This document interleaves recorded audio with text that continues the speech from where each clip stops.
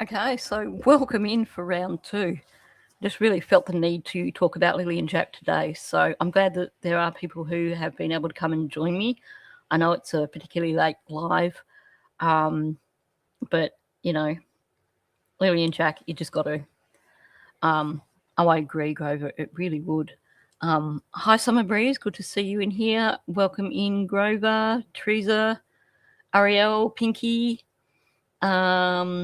Anyone else that I've missed? Welcome in. Yeah, it was the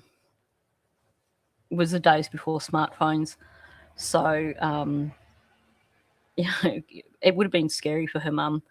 For anyone who's not reading chat, if you're watching on replay or just listening, we're just talking about Port Arthur in Tassie from 1996, and I was saying a friend of mine was going to go down there for the day.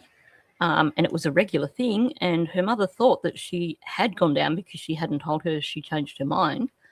And of course, her mother couldn't get hold of her because there were no smartphones. And when the news came out, her mother was beside herself for hours before her daughter finally rang her and said, "No, I didn't go down there." Welcome in, Ernestine. 12:03 a.m. Wow, that is dedication. Thank you for coming in. I really wanted to talk about Lily and Jack today. They're always on my mind, and I love doing my Maddie Mondays, but today I also wanted to come back to Lily and Jack. Now,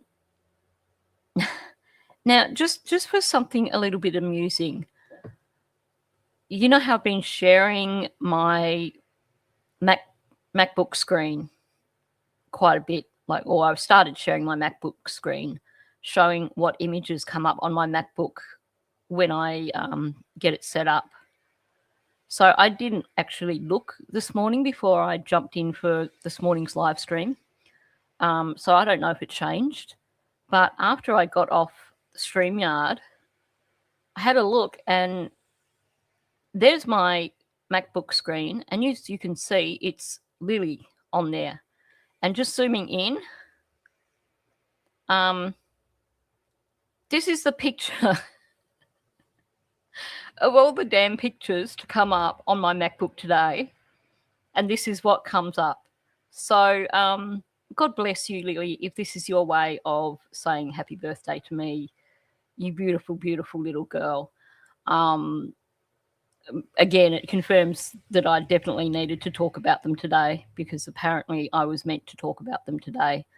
I did discover something. Now, I have to say here, with the Maddie Soto videos, that number is not accurate, because a short while after I'd been covering Maddie's case, I discovered that a whole bunch of my videos weren't being shown, or they seemed to be invisible. And I did a panic, and I started making all my Maddie Soto videos private because I didn't want them to be gone for good. And I haven't gone back through and made them public again. So that number on Maddie's videos is a bit low. But thank you. Thank you for the birthday wishes. I thought that was so cute of to have Lily come up then. And I'll put comments up on stage so people in the vertical chat can see each other. So yeah, God bless Lily, beautiful little angel she is. It would still be under 400 videos, I think, for Maddie. But that means that Lily and Jack have basically overtaken Maddie Soto in terms of the most coverage on my channel. Thank you for the jewels, much appreciated. Apparently I have. Apparently I have made 523 videos on Jack and Lily. Obviously, some of those will be live streams. I think that might include a handful of YouTube shorts. But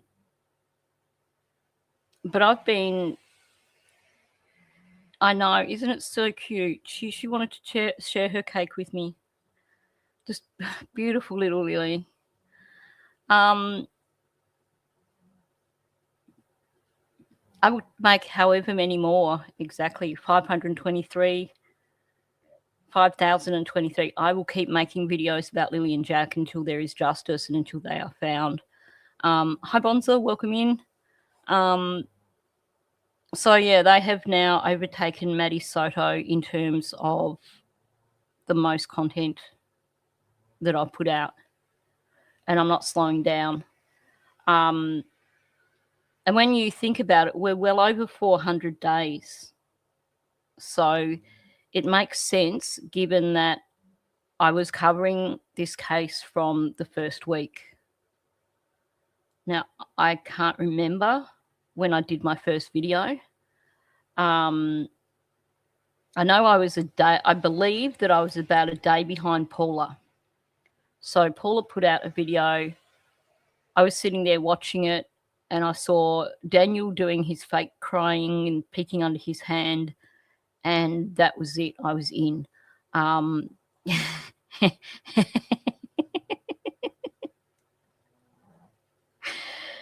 Oh dear. Should I actually translate or just let people wonder, Bonza?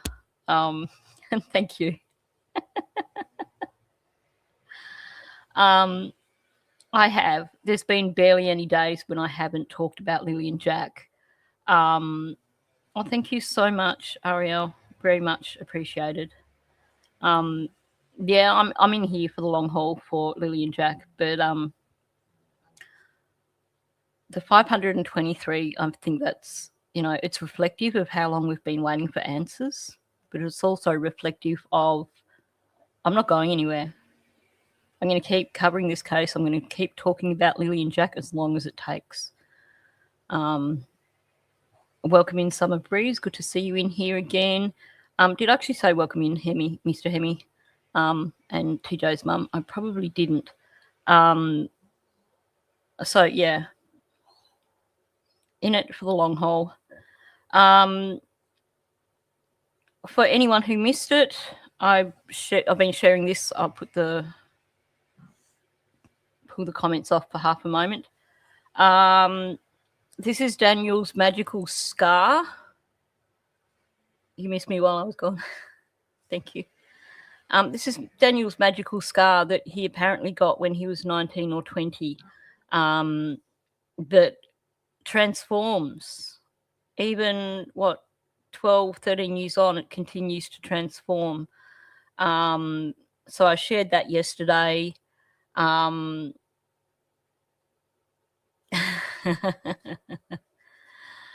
Yeah, I think everyone does get it, Bonza.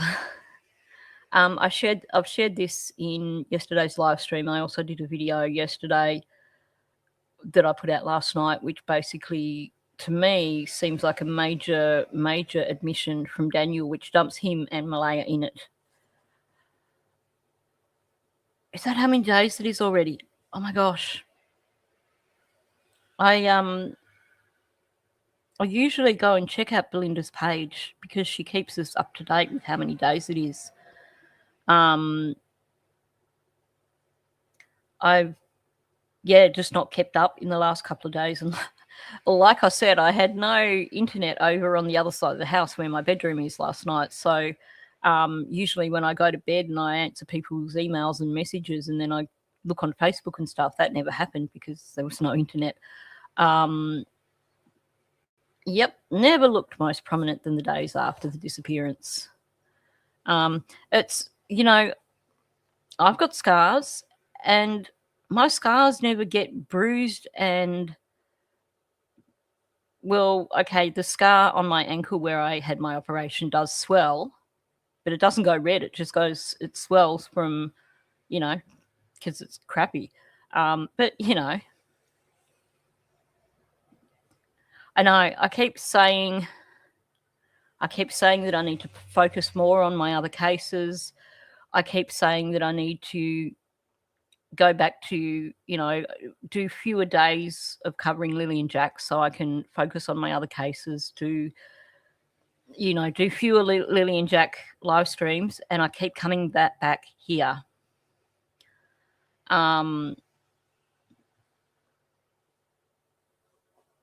Yeah, an old scar, like my ass. Seriously, Daniel. Welcome in, baby monkey. Good to see you in here.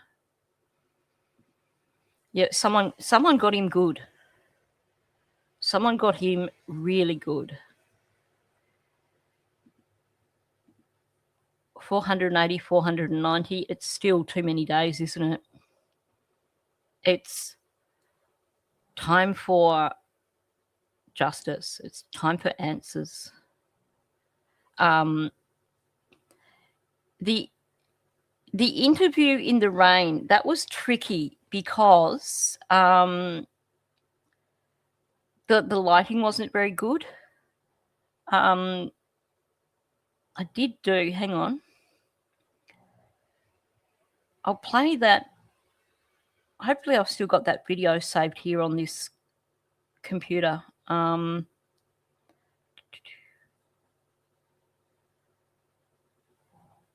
might have, no, I think I deleted that video. Hang on.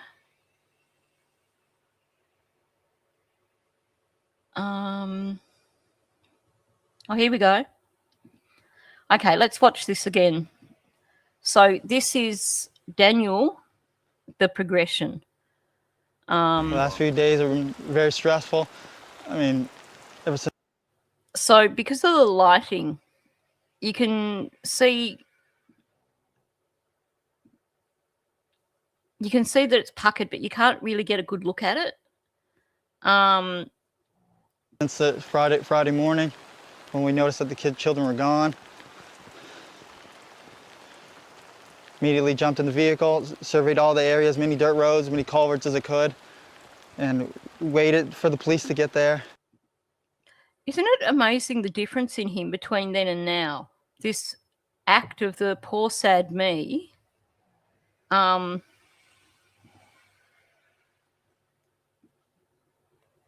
Yeah, you can see that it is like very prominent. That's for sure. Mr. Bobblehead. I think when we see this interview, this is such a clear example of how much of a chameleon this guy is. Looking at this, as opposed to the most recent interview that he did with Angela, which is on the end of this bit. Okay, this is the... I'm out here still searching, still fighting to try to find them.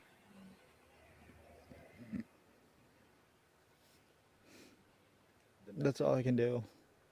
The message is still, if anyone knows anything. If anybody knows anything, just come forward as soon as possible. 2 little kids are still out there. I want to find them. That's really all I can do. Still searching every day. I'm waiting for information.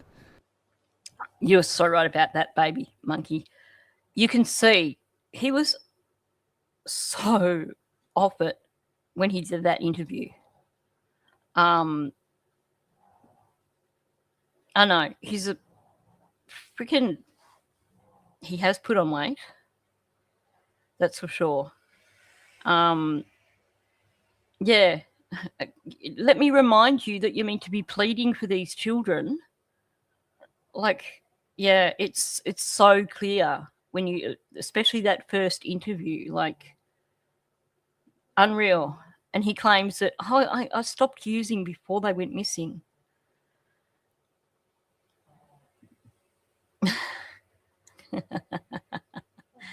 Yep, exactly. Well said.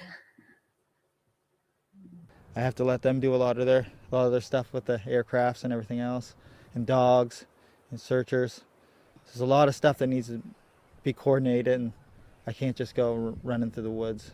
I want to, but I just can't right now because the search is just so far out. So then we have starting to heal a little bit on May 31st. Every day when I wake up, it's just feels like I'm reliving a nightmare of May 2nd. But the main feelings of from sadness have just turned to anger because there's no evidence as of after 1 month, and it's really taken a toll.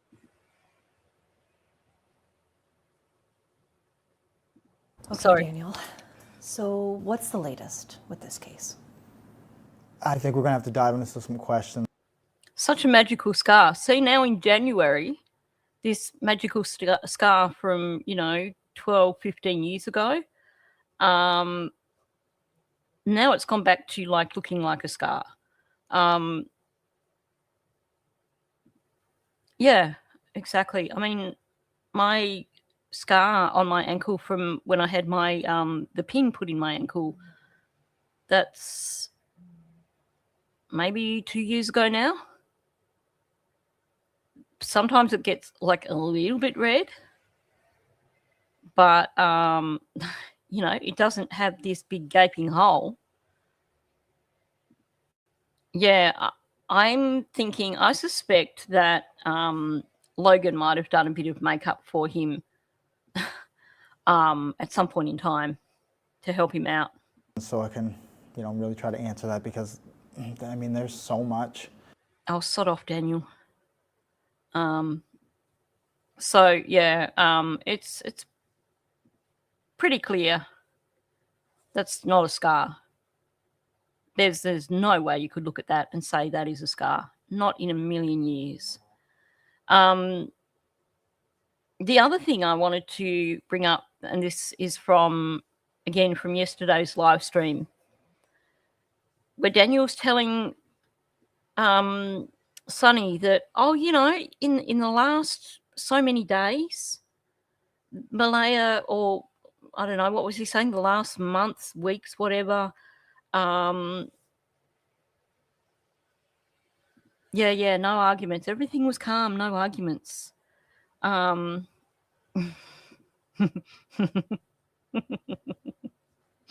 Yep, that's for sure.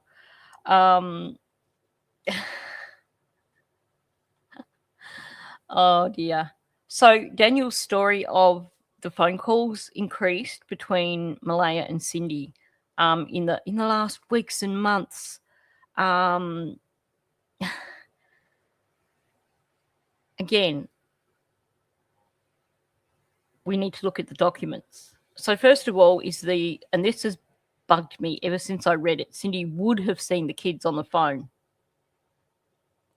Would have seen the kids on the phone if what? I expect there to be an if after that statement. If they'd been inside, if they'd been present. So this is the discussion. Malaya had a video call from her mother, Cindy, at 3:37. And I know the time of that keeps getting confused, so I wanted to put that up first. Daniel's statement to the RCMP, which does not have 5 to 6 or 1 or 2 or 3 or 4 or 5 or 6 phone calls a day. What he told the RCMP was Malaya would have talked to her mother later in the day because her mother called 2 or 3 times every day. Her grandmother also probably called. Yeah, he's a greasy mug. Totally. It is a perfect description. So, yeah, again, Daniel, you big fat liar. You can't change the story and expect us not to actually notice that you've changed the story once again. So I thought it was worth pointing that out as well. Now I've got to find the right video because I've got so many different videos in here.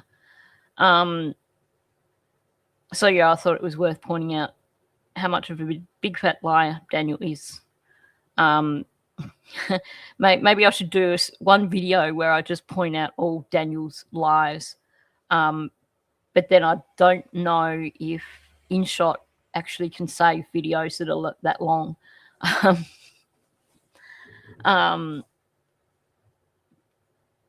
Yeah, how often is it answered? That's a good question. And honestly, I don't think Daniel would know how many times Cindy called during the day, because I suspect that Daniel spent a lot of the time not in the house. Was it Sonny or Charmaine when they were asking him about the children, and he couldn't really say anything about their routines or anything like that.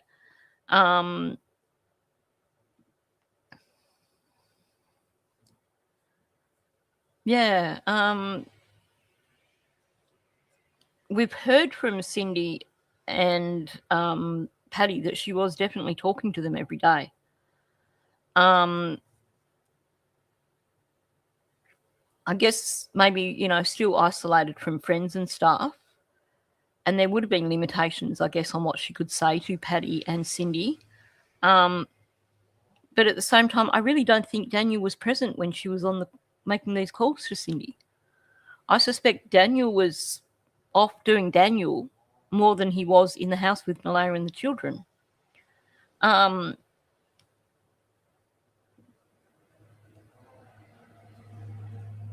Yeah. Can you imagine being able to spend that much time on the phone when you've got a 16-month-old 16-month-old baby?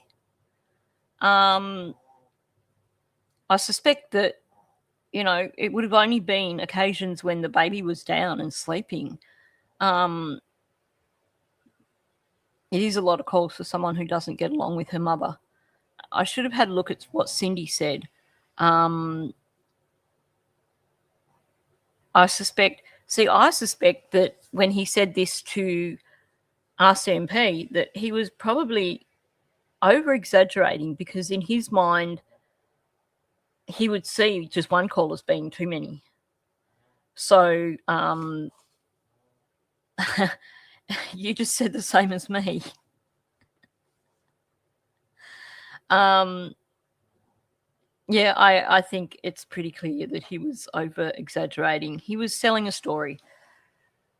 When he told Sonny that it had escalated to 4 or 5 or 6 times a day, what he was trying to sell there was that they were plotting for someone to come and collect the children and hide them on the reserve, because that's the story that he was trying to push.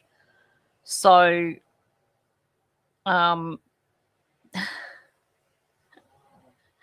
yeah.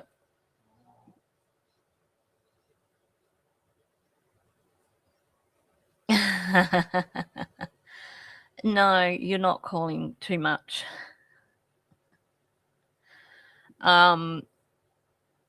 That's a normal relationship. Exactly. And not only that, and I just read that. I was going to say not only that, it wouldn't work with her shifts, but then I finished reading what you were saying. So it's probably a good idea, before I comment on people's comments, that I read them in full before I start running my mouth. But yeah, you're spot on. She had a full-time job. She was working shifts. So she wouldn't have always been able to coordinate having phone calls with Malaya. So, yeah. I liked Bonza's comment after I said if I did a video on Daniel's lives, it would be a long one. She's like, 9 hours.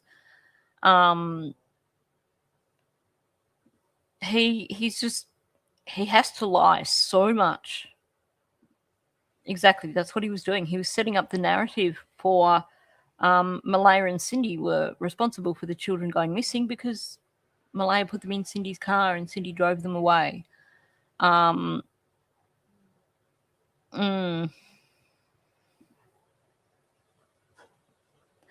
Hi, Deborah. Good to see you in here. Yeah, that bingo.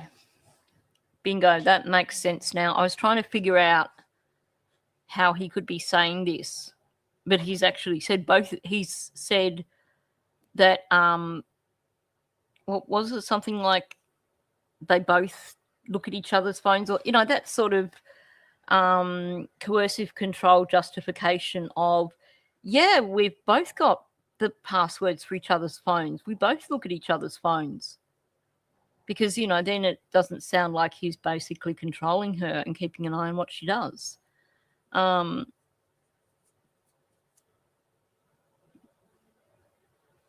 Yeah, if she was on night shift, she would have been asleep for a lot of the day. There's no way anyone who is working in that sort of nursing industry, doing night shifts or doing any sort of shifts, is going to be able to have 5 or 6 phone calls with their daughter through the day. I think you're right. I think you're so right. Even if he's telling you the truth, he's going to twist how he says it. Yeah, I think he was doing something like that outside of the trailer. Hi, Tamkins. Good to see you in here. Because just the thing that really stuck with me, and I can't remember which live stream, but when it was either Sonny or Charmaine asked him about the children, and it was, again, the really vague stuff. He didn't know what their favourite foods were, what their favourite shows were. He said, they liked watching unboxing on the tablet, stuff like that. He just didn't know anything about what their routines, their daily life. That's a good question. And welcome in, Milky Way. I suspect they probably never took drug dogs in.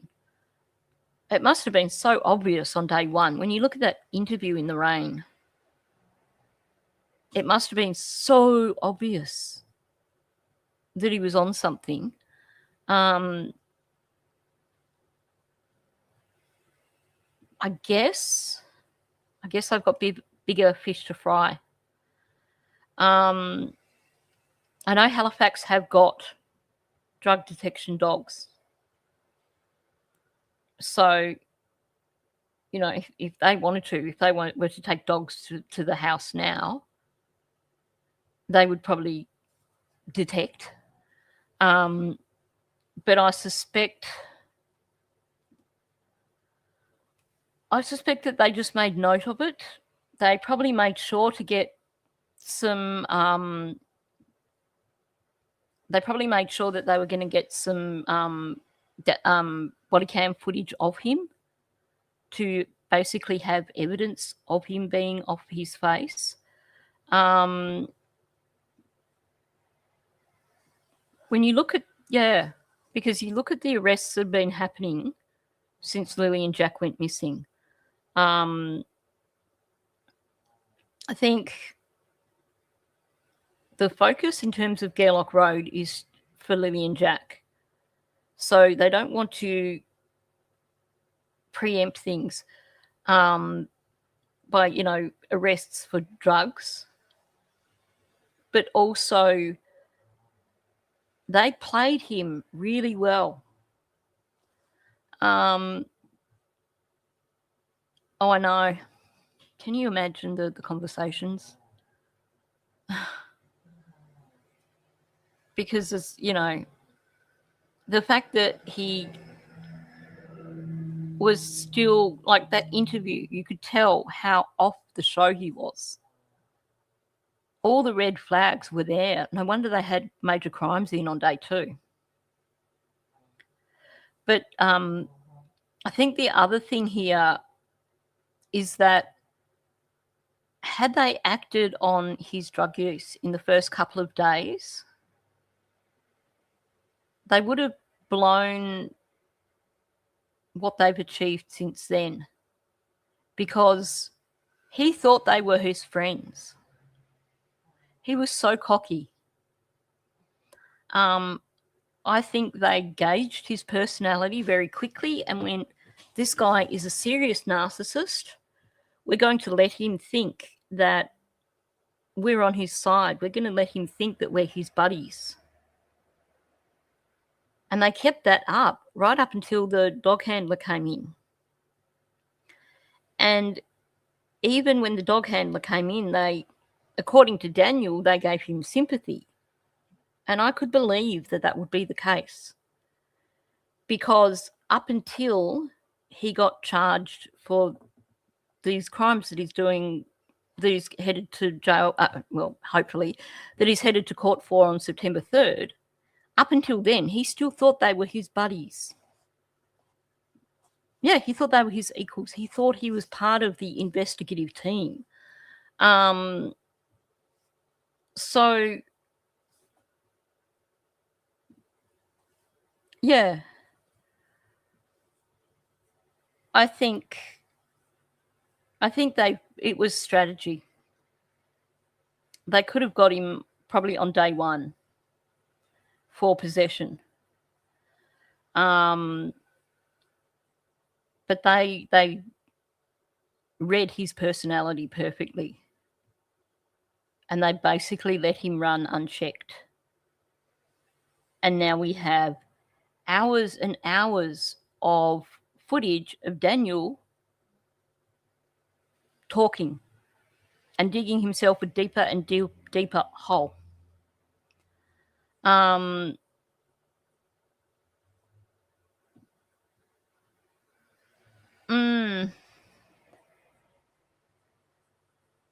The 56-year-old woman that wasn't named in the raid in December.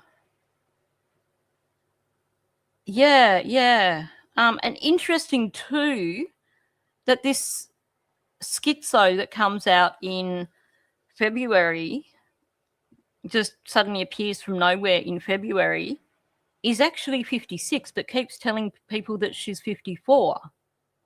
I hadn't made that connection. They suspected him from day one.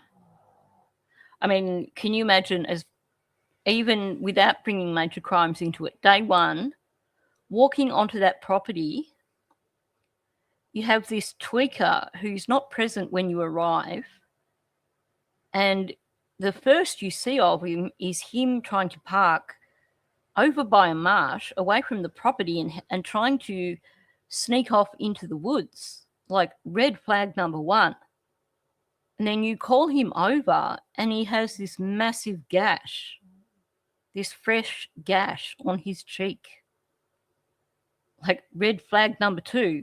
And then based on his narrative, the moment they said, yes, you can go back into the woods, he shot off like a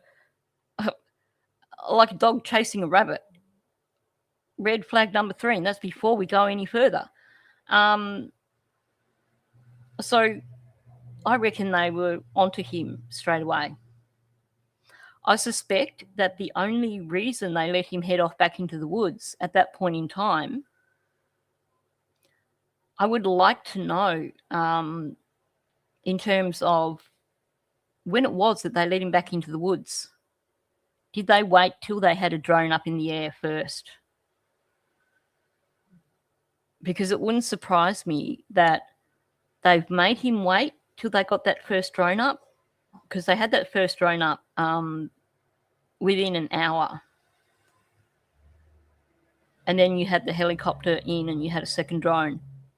So I'm wondering if they waited till that first drone was up and then said, yep, you can go back in the woods now. And obviously the drone would have been looking to see if the children were about, but they probably would have been making sure that they were keeping tabs on him as well. Daniel logic. Don't you love his logic? He didn't have any rugs because if he did, the police would have arrested him. Therefore, he had none, because he's got no idea how these sort of investigations work.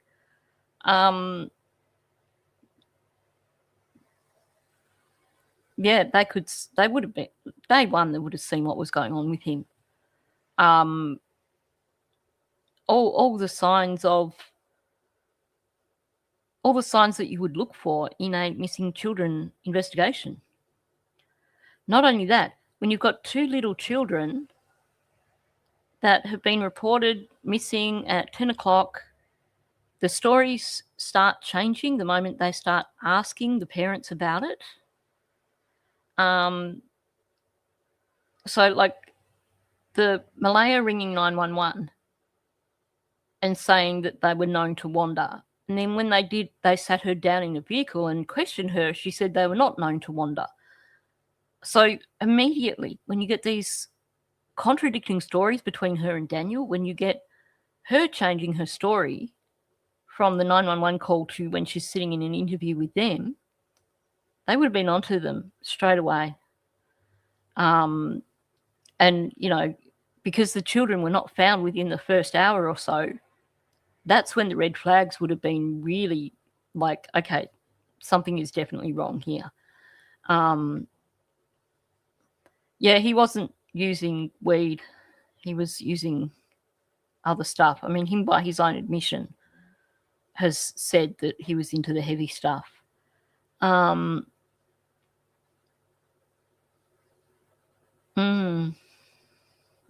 having a look at. He didn't he claim he gave up weed because he saw his son as a baby and went, I've got to stop now?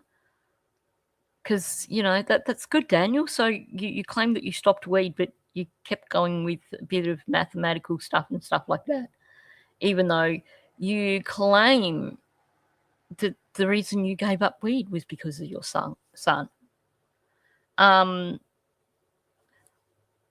I wonder when he talks about Malaya using a shatter pen, if that was actually his shatter pen. Because remember in the documents, Malaya talks about that they stopped at the tobacco store to get a vape for Daniel. So, yeah, exactly. That would have been, that's, you've just said what I was saying, that basically I suspect that was this shatter pen that he's talking about that he claims Malaya smoked. And he's like, and she left it here when she left. Yeah, but Daniel, you said there were no rugs on the property. Which is it? Can you imagine?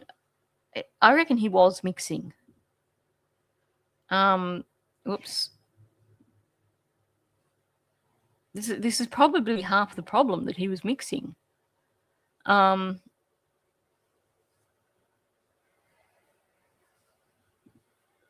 so. Because, well, we don't know if it was before, but according to him, he hid it from Malaya for all this time. And this is after someone saying to him, oh, Malaya said that she found out when she was being induced with baby M. So to me, it sounds like he was definitely using it before she got pregnant. He himself has said that he used it for a very long time. So I think when they got together, he was using. He was probably using at Patty's place. For all we know, that could have been part of the reason that she didn't like him, didn't want him there. I suspect so. I reckon that's what was going on. I strongly believe that Wednesday, Thursday, Friday, he was on a bender. That's why he doesn't really have an accurate idea of what happened Wednesday, Thursday in terms of timeline, because he was off the show. If they went to Paddy's, then I do believe that he stayed in the car because he was off the show. Just, you know, my belief on that, based on what he said, based on all the things, I think, yeah, I think he was just completely off the show for like 2-3 days around the time that Lily and Jack went missing.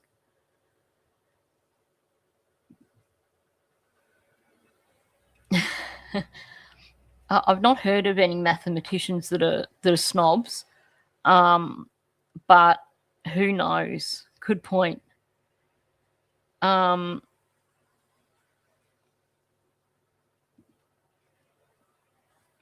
Yeah. Ariel made a comment in my members only the other day that reminded me that I actually did a lot of research several months back in relation to CPS in Nova Scotia, and I was going to do a video about that because there was something that really stood out to me that I think is significant in this case. So I need to pull all that research back out, and I will do a video because I do think CPS dropped the ball. We know that they attended the property in December, and I just don't think, based on what we know, that they should have just walked away from that. I would have thought that there would have been enough there for them to say, we need to take these children, or we need to put an order in place that's going to put requirements on these two parents to make them do the right thing. Well, I think what it's going to come down to is, after arrests are made and after the case has been prosecuted, I think my gut instinct is that people are going to have to fight for an investigation into the CPS handling of this case, because I suspect that it's going to be swept under the rug.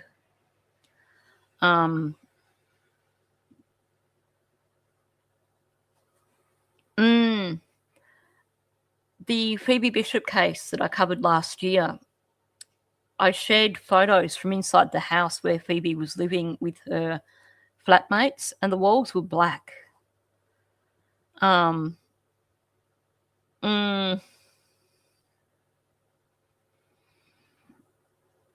what's the way? Always the way.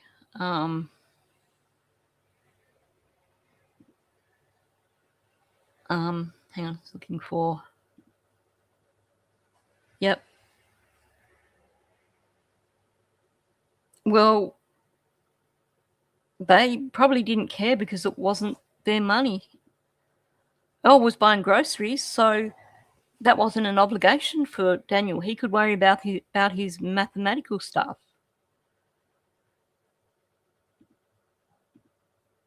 I really hope there's going to be an inquiry. I just hope it's not like how they do it here in Australia, where there's just, the inquiries never end and we never really get proper answers. Now, I think we have heard that directly from Daniel, haven't we? Or am I imagining that? But either way, they were there December and they did nothing. Okay, you're wrong, Hemi. You're wrong. Is that better? We'll tell you you're wrong if that makes you feel better. But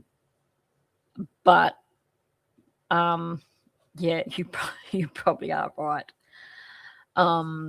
Yeah.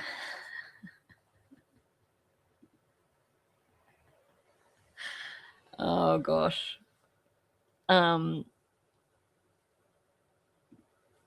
Therein lies the problem. Don't forget, this file went straight to the minister.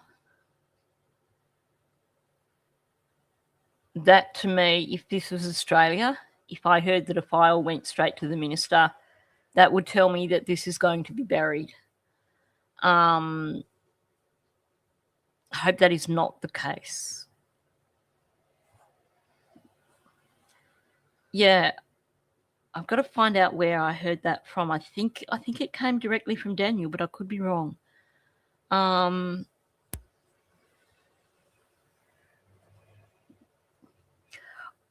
suspect that the only connection, my thoughts are, and I could be completely wrong on this, my thoughts are that it was probably just an added stressor. I think, yeah, you're right, Ariel. it would be surprising to see CPS take children in December, just before Christmas time. I suspect that in terms of if CPS was coming back, that let's have some pictures of Jack and Lilly while I'm talking. I suspect that if CPS was coming back, that would have been more of just an added stressor at the time, as opposed to, based on everything we've heard, I do think that it was something kind of sudden, something that wasn't planned. I could be wrong. But it would certainly add to the stress of the situation. Yeah. But then again, how do we know how truthful she was being as well? Yeah, the fact of the matter is they are stretched to the max. They go through workers like nothing else. There's never enough foster families. There's, more cases than there are workers to cover the cases. And that's universal, whether that's Canada, Australia, America, New Zealand, it's universal. To me, that just says that priorities need to change. Funding needs to be found.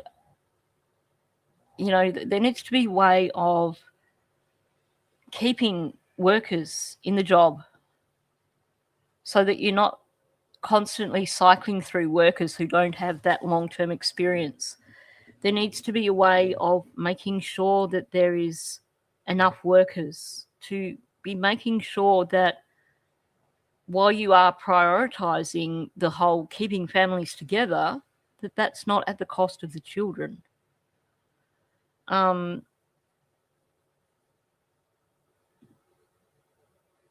Yeah, exactly. No, Malaya was... No, that was after. I believe that message was after she'd left Daniel, after she started communicating with Belinda again. I think, I'm pretty certain. So, bit of deflection though. I think, given that I think that was after Baby M was taken. So I think that was kind of deflecting from the situation. And this is the thing that is just pissing me off no end. Whether it's Australia, whether it's Canada, whether it's the United States. Or England even. Same thing there. The situation is always the same. They've now got this thing where they prioritise keeping the children with their families. It's better for the families to keep them together. Well, this is what happens when you prioritise keeping the children with the families. Little Kumanjai, little baby in the Northern Territory here. Yep, let's keep her with her mother and not give her mother any support whatsoever.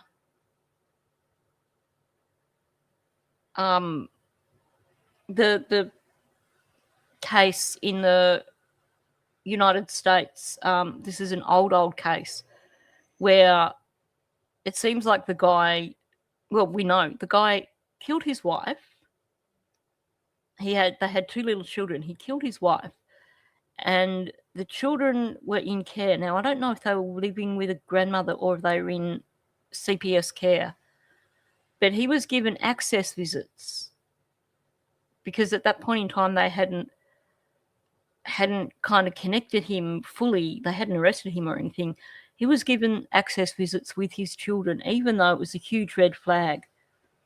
And this one particular time, the child protection worker who was meant to supervise the children on an access visit with him turned up at his house with the children.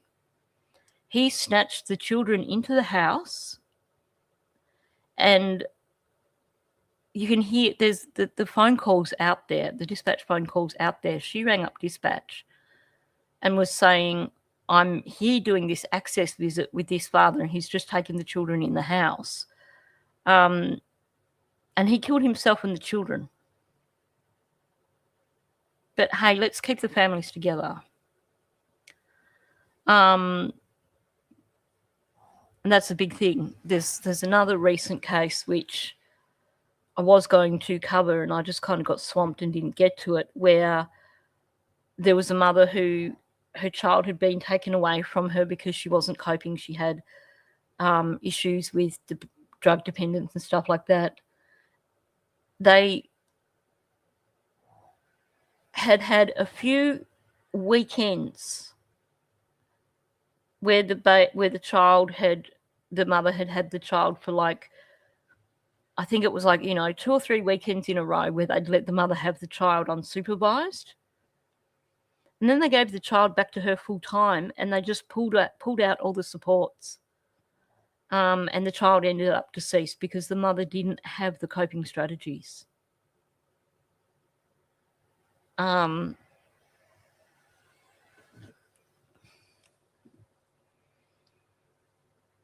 Yeah, so many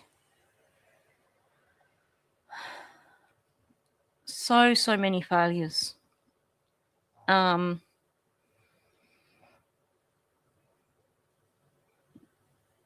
you see the same results here in Australia, Hemi. We had a baby bonus here. I don't think it's still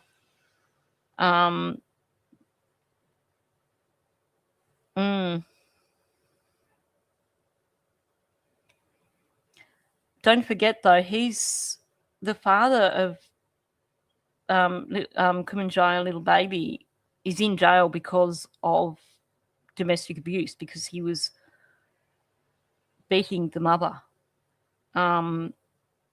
So I can sort of understand them wanting to keep him in there, especially when you look at the way they were going to go at that Lewis guy after what happened to Kumanjaya, little baby. Oh my gosh. Do we still have the baby bonus here, or is it just that they're still pushing it? Most irresponsible thing any government has ever thought of doing.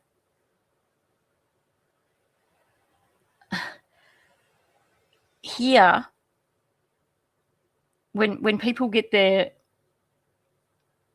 family benefits, their big payout, you know when it's happening because you see all these people at Target or whatever buying new televisions.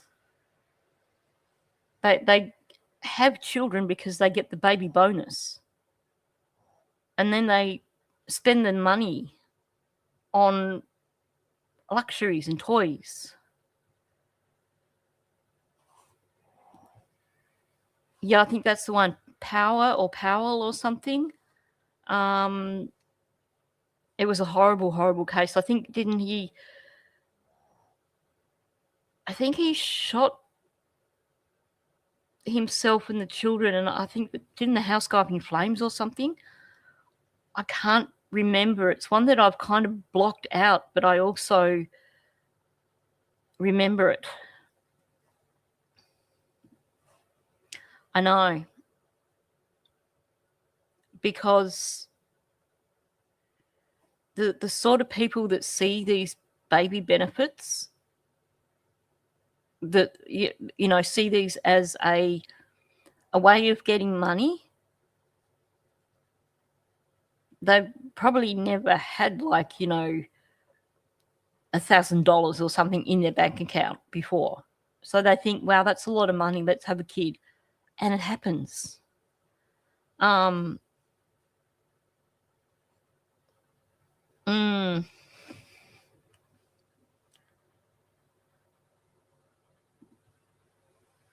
Yeah, people just buy crap. The baby bonus is pointless. because the people that use it responsibly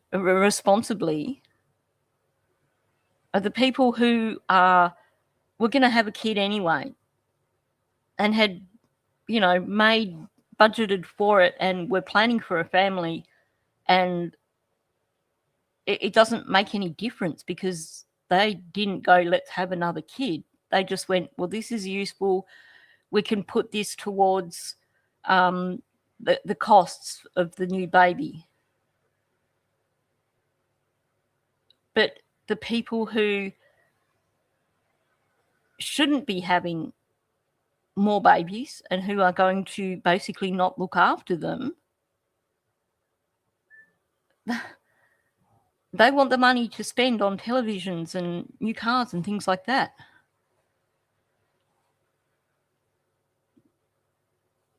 Oh, so frustrating. So frustrating. Yeah, Malaya buying stuffed toys for her children that she knows aren't coming back. It's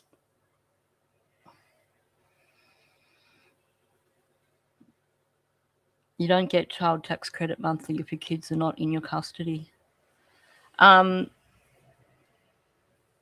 apparently, and wasn't she able to get some extra child tax credit or something, like, or get it back paid or something after she moved out? I know Chaucer explained it to me, but I get confused because it's not something that I'm really familiar with.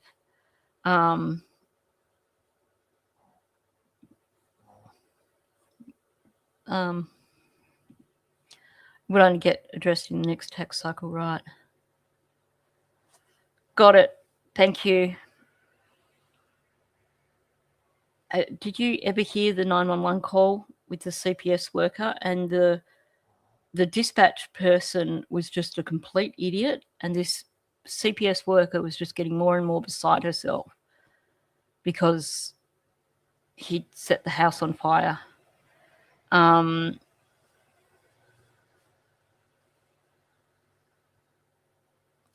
Rumor has it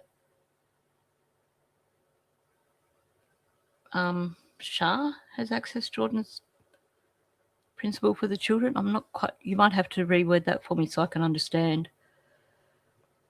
Yeah, I think you're right, Ariel. I think it's got to do with Janie throwing the toys away on the road. And you're back. Good to see you in here, Summer Breeze. I agree with you. I think it's a pushback. It's the children's toys have been thrown out, so she's going to buy new ones, even though she knows that they're not coming back. I think, too,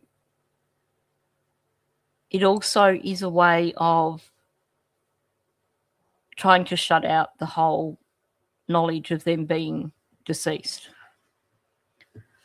I've said when I was looking at that interview, there's a lot of cognitive dissonance there. I don't know how much she believes when she says that she thinks that the children are alive somewhere, or whether it is just full-on manipulation.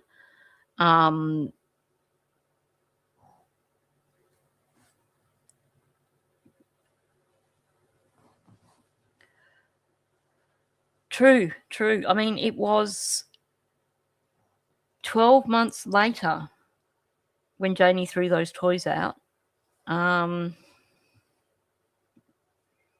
She is. People got upset with me when I said that I felt that it wasn't fair of any clinician or the people around her to allow her, if this is truly a fantasy that she believes. People got upset with me when I said that it's not helping her. I think... Oh, okay. Oh, all right. See, I was thinking Jordan as in Jordan Geddes, and that's why I was getting confused. So rumour has it that Malaya has accessed Jordan's principal funding for the children. It's a special fund for Indian kids up to 40,000 each. Wowzers. Welcome in, Joyous. Good to see you here. You cannot confirm or deny like Daniel. Interesting rumour, though, that's for sure.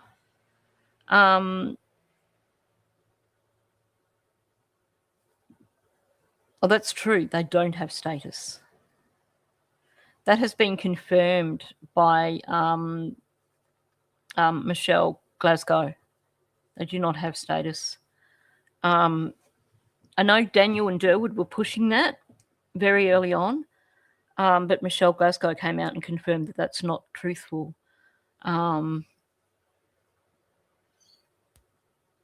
Haley said that Malaya is getting a lot of support from the reserve. I believe that the place that she's at, they don't need status. Okay, cool. I believe that her house is basically provided for her. It sounds like she was given coupons for food and stuff at the reserve.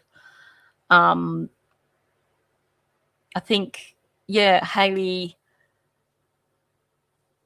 said a lot of things in terms of that she was getting a lot of support from the reserve. So she's living quite comfortable from what I understand.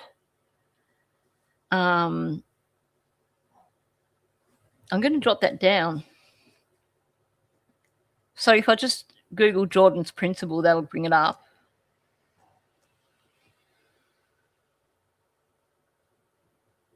So these are things that I'm not familiar with because obviously there's something that, we don't have in Australia, or if we do, they have different names. Yeah, that's no doubt the case.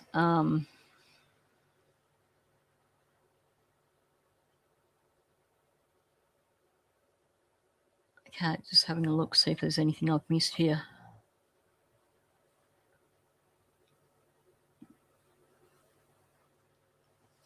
That wouldn't surprise me. 1 bedroom for her, 1 bedroom for each of her new cats. And certainly that's not a bad thing, to look after the community. But it does feel that, again, she's getting a free ride. It's a tricky situation. And I know that there's people who don't like me talking about Malaya. There's people who don't like me saying anything that's critical of Malaya. But, Lily and Jack, that's what I'm here for. So, I'm just going to call it as I see it. Uniquely Canadian, yeah.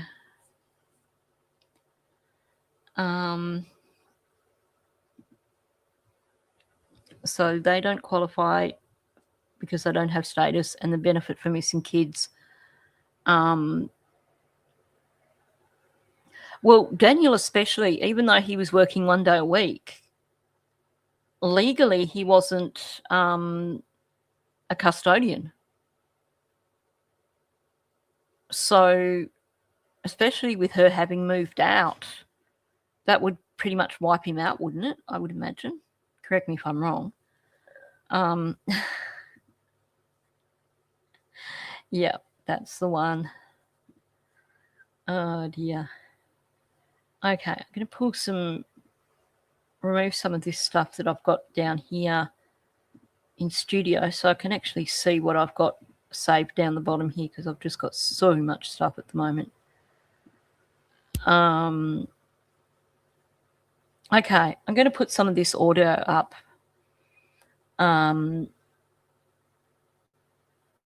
More lies from Daniel, basically. Just having a look at what we were at.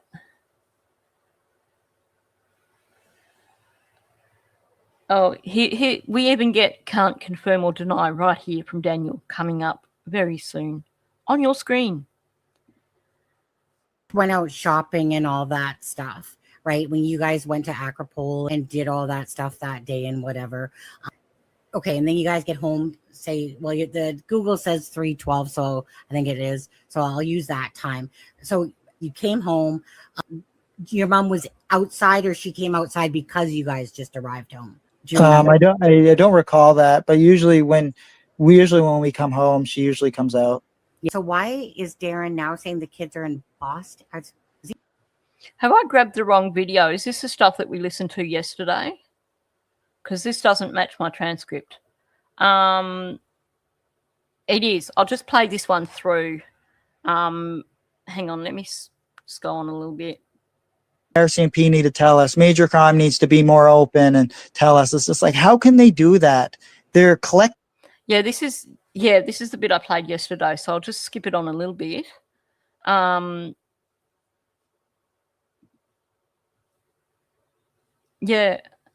I think, but he's probably getting money for his finger injury still.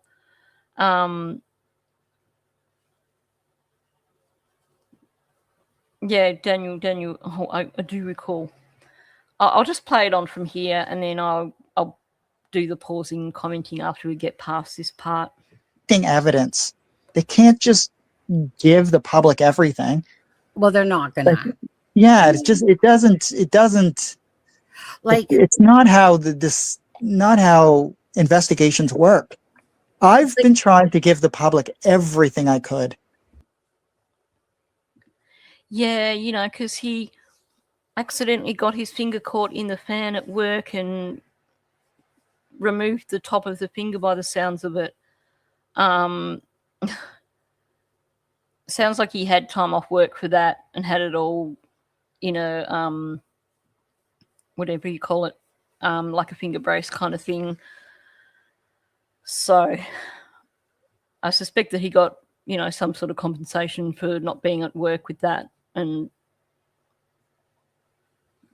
thank you, Workers' Compensation Board, WCB. Thank you, TJ's mum.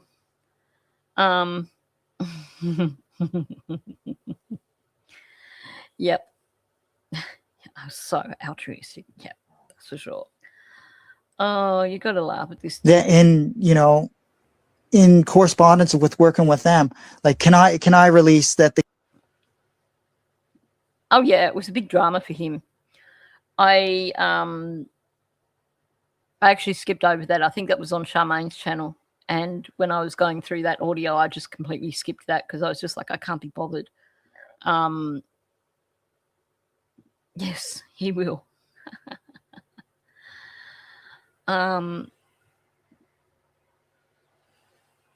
Oh, yeah, Daniel makes it sound like he was off work for like forever.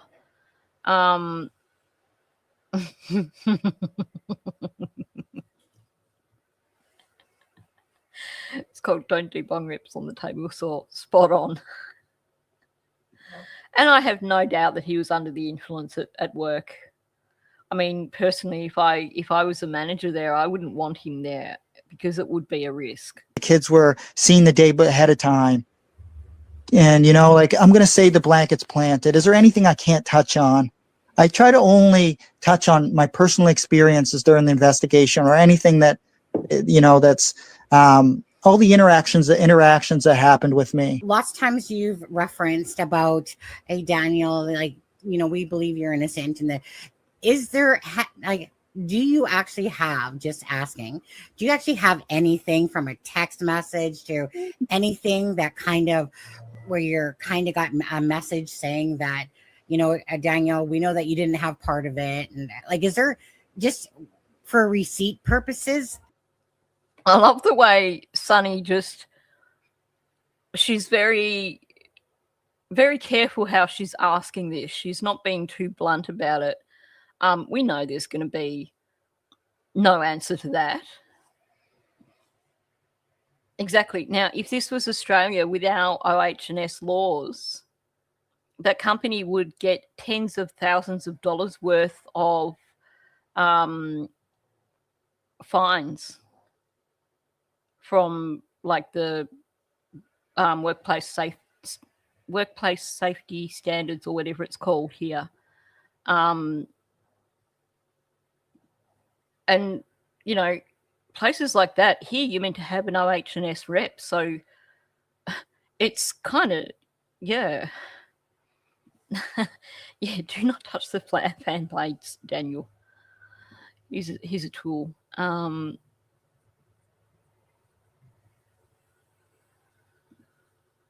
Yeah. He was really dramatizing it. Poor me, woe is me. Yeah.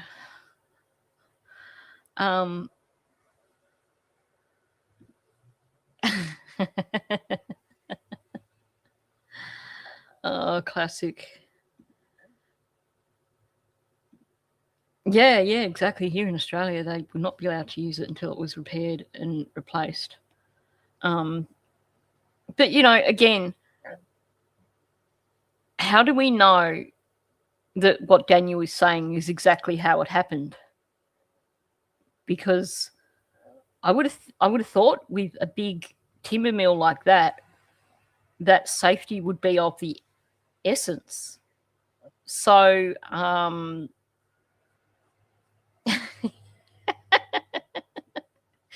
you nailed it. It is only as unsafe as the dope who sticks their fingers in it. I think that sums it up perfectly. It's probably a perfectly safe fan. He was probably under the influence and thought, what happens if I stick my finger in here and try and touch the fan? Okay, good night, Teresa. Thanks for coming in. I do appreciate the night owls coming in and joining us.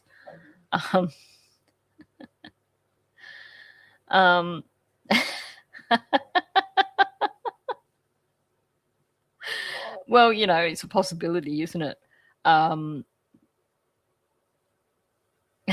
Probably one of the world's smallest violin to play for it, him. Yeah. I suspect there was a bit of mathematical influence, quite likely. Yep, here's one for you, Daniel. Light sockets. Let's know how they work for you. Although, is Canada kind of like America, where it's actually low voltage? Because I know that it's lower voltage, like power points and everything in the US are lower voltage from Australia. Here, you want to put your finger in a like a power point, you're going to get 240 volts right through you. Yeah, good night. Thanks for coming in, Summer Breeze. So it's only half. Well, I would like to extend a formal invite to Daniel to come to Australia and test out our 240 volt power points and see how they go.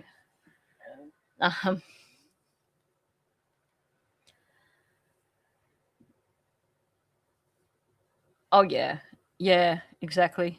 Probably wouldn't be hard to prove him accountable. That's for sure. Yeah, we have 240 volts. Here, if you get electrocuted, there's a good chance that you're not going to survive. People do, but yeah, it can be lethal. I think that's why we have oh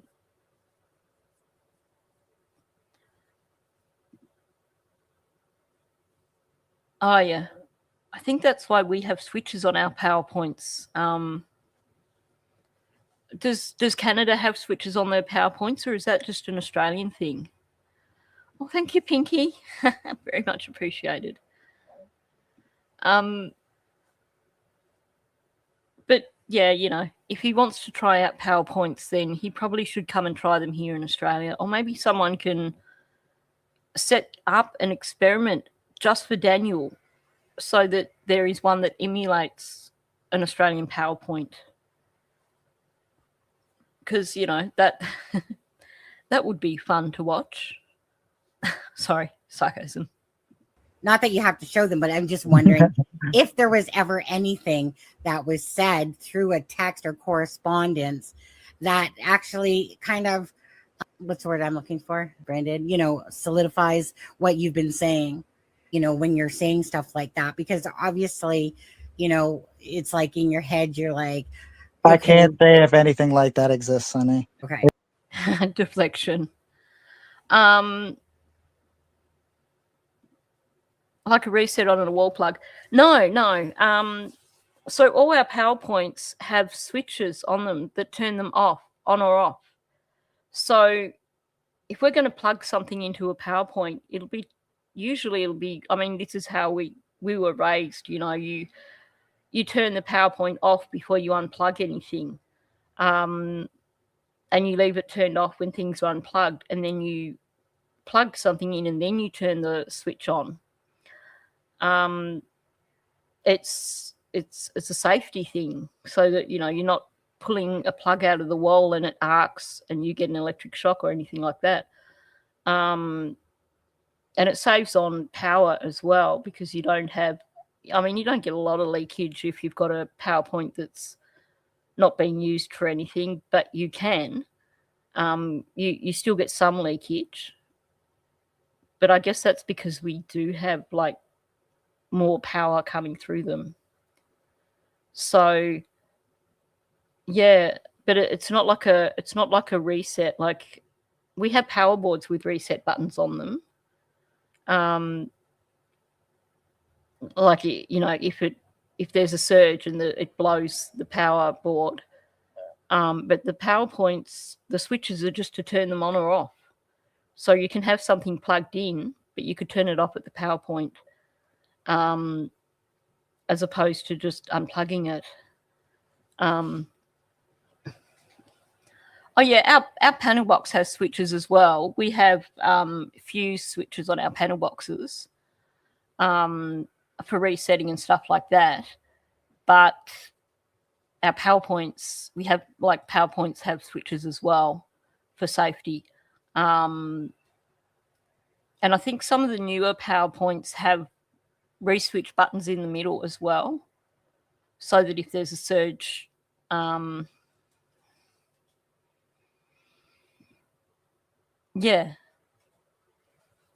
it stops the current coming through that PowerPoint. So, you know, you switch up, power's off, switch down, power's on. Okay. Oh, now. Right now, dude. Okay, give me a minute. I'm just going to put on something for a sec while I take Mouse out. He's finally decided it's dry enough and warm enough for him to go outside. So since we're talking about Daniel putting his finger in PowerPoints, let's have a bit of Superman Dan.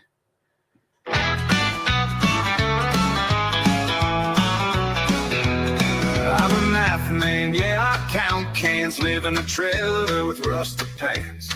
Mom's dog's bald, it's got no flair, lost all its hair, and it don't care. Pink blankets, lies I've told again, footprints vanish like phantom friends. I'm Superman, Daniel, faster than wind, stronger than a chopper when the rotors spin. I rake my driveway for mom shakes her fist. Super Daniel, yeah, I can't be missed. I like this one better, I think. Not allowed on mama's ATV. She says I drive it recklessly. X wrote her name on my mirror in red. Now I'm searching cove, it's like I lost my head. Dirt roads, rivers, waist high deep. Virginia slims, I puff and leap. I'm Superman, Daniel, faster than wind, stronger than a chopper when the rotors spin. I rake my driveway for mom shakes her fist. Super Daniel, yeah, I can't be missed. No out on mama's ATV. She says I drive it recklessly. X wrote her name on my mirror in red. Now I'm searching covers like I lost my head. Dirt roads, rivers, waist high deep. Virginia slims, I puff and leap. I'm Superman, Daniel, arrogant and bold. Strutting pop lines in the cold. Work one day a week at the sawmill grind. Super Daniel, yeah, I own my time. I'm Superman, Daniel, arrogant and bold. Strutting pop lines in the cold. Work one day a week at the sawmill grind. Super Daniel, yeah, I own my time. Even with me running through the woods over the head of the helicopters and head of the drones and stuff like that. That's a good one. I love that one. I love Justin on that one. He's so hilarious. Sleep well, Summer Breeze. Thanks for coming in. You can actually see Grover. That's pretty cool. I don't know if Camilla's in here because I can never see Camilla. I noticed though, last week, whenever it was, when I jumped into YouTube to try and give people wrenches, I couldn't see Grover. So, and yet I can see Grover in here when I'm in StreamYard.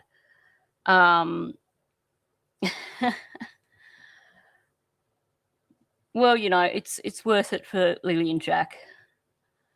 And, you know, why not?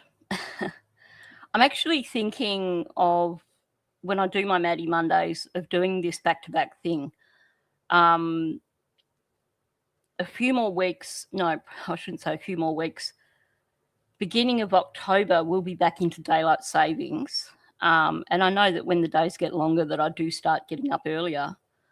So I'm actually keen to, if people are interested, when I do my Maddie Mondays, of doing a back-to-back like this. Because, you know, it's easy enough for me to be organised enough to grab a quick lunch and then just go straight back on with Lily and Jack. And then I can still do Lily and Jack on the days when I'm doing Maddie.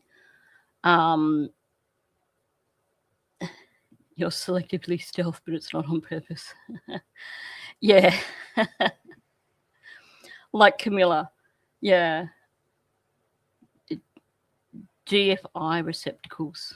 So is that like the, but only on wet areas? Is that what you're saying? You only have them like for bathrooms and stuff? Yeah,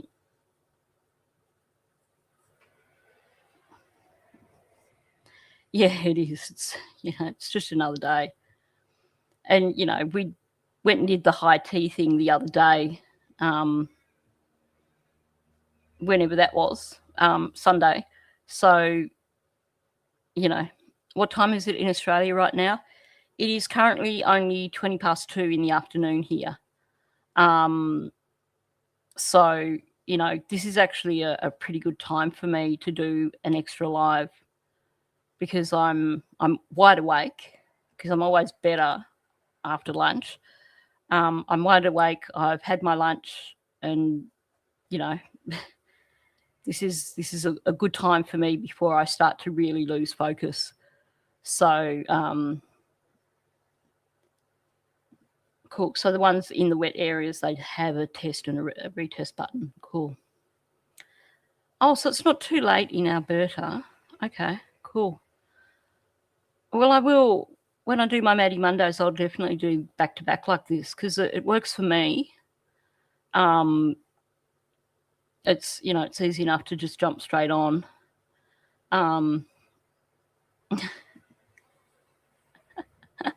Your invisibility cloak is too invisible for me to see. Plus, I wear my contact lenses much longer than you're supposed to.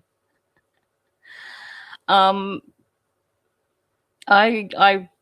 never tried contact lenses. I'd lose them. I'd be hopeless. I would completely lose them. So I just stick with my glasses, which I can't wear when I'm looking at my computer, because I got the gradiated ones. So I still need to get around to getting myself a pair of glasses just for my MacBook, which would make it so much easier. Anyway, Daniel and his, oh, well, I don't have receipts. Well, no, he doesn't actually specifically say that. He's like, she's asking him, have you got receipts? And he's like, well, I can't say if anything like that exists. Like, it's a big secret. Because, that's so crucial for the investigation. Like, seriously, 128 in Pictou County. Wow, that's kind of late for people over Nova Scotia way. That's for sure. So yeah, he's not going to say no, it doesn't exist. The closest he's going to get is I can't say if that exists. Yeah, same here, Bonza. I wouldn't go near it. If there was any moisture, I wouldn't even touch the test button. Nope, not a chance.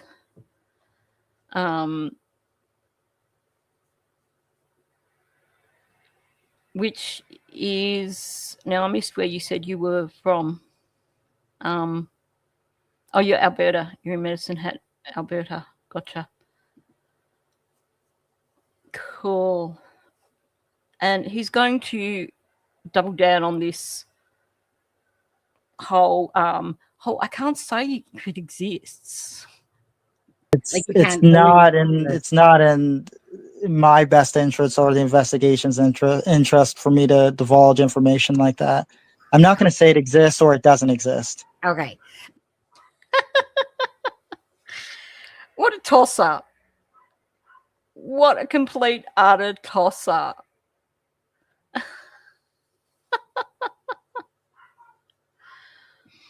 Yeah, and look, I would imagine that if they weren't suspects long ago, the RCMP would have come out and said, look, we don't suspect them.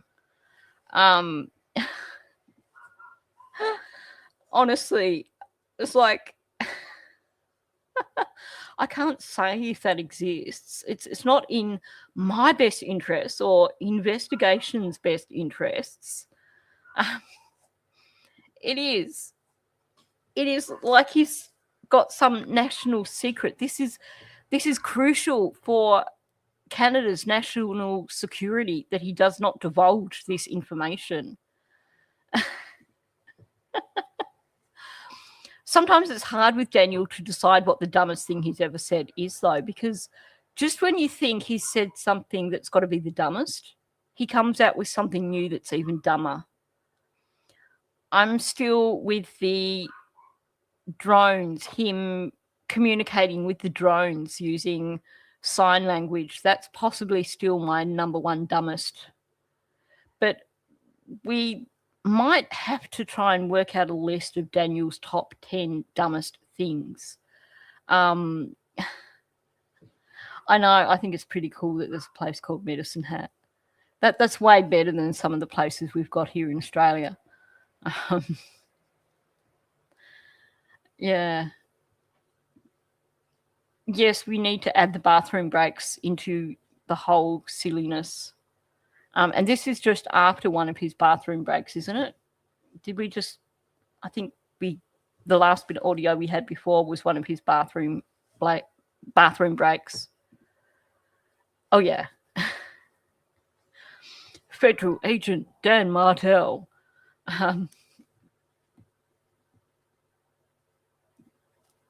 Oh my gosh, now that beats anything Australia has. Is that for real? There's a place called Head Smashed in Buffalo Jump. Wow.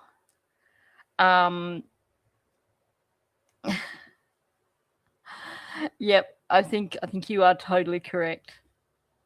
Although, maybe it was one of the drones that followed him over to Jordan's place, because didn't he say there were like all these drones followed him to Jordan's place? Can you imagine driving down the highway behind Daniel and he's driving along and there's a convoy of like 50 drones flying over the top of his car? Because that's what he's trying to tell us. It's just comical.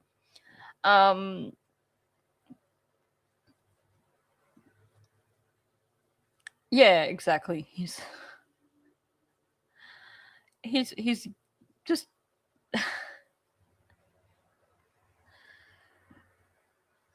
well, no, because this is are there receipts in terms of him claiming that RCMP have cleared him and said he's not a suspect. So he can't say there's receipts because there are no receipts. Wow, there's a town there really is. Wowzers. That's unreal. Your Close Encounters of the Daniel kind. Can you picture it? Oh, wow. That is so cool. I'm trying to think of the really dumbass names that we've got here in Australia, and none of them are coming to mind right now.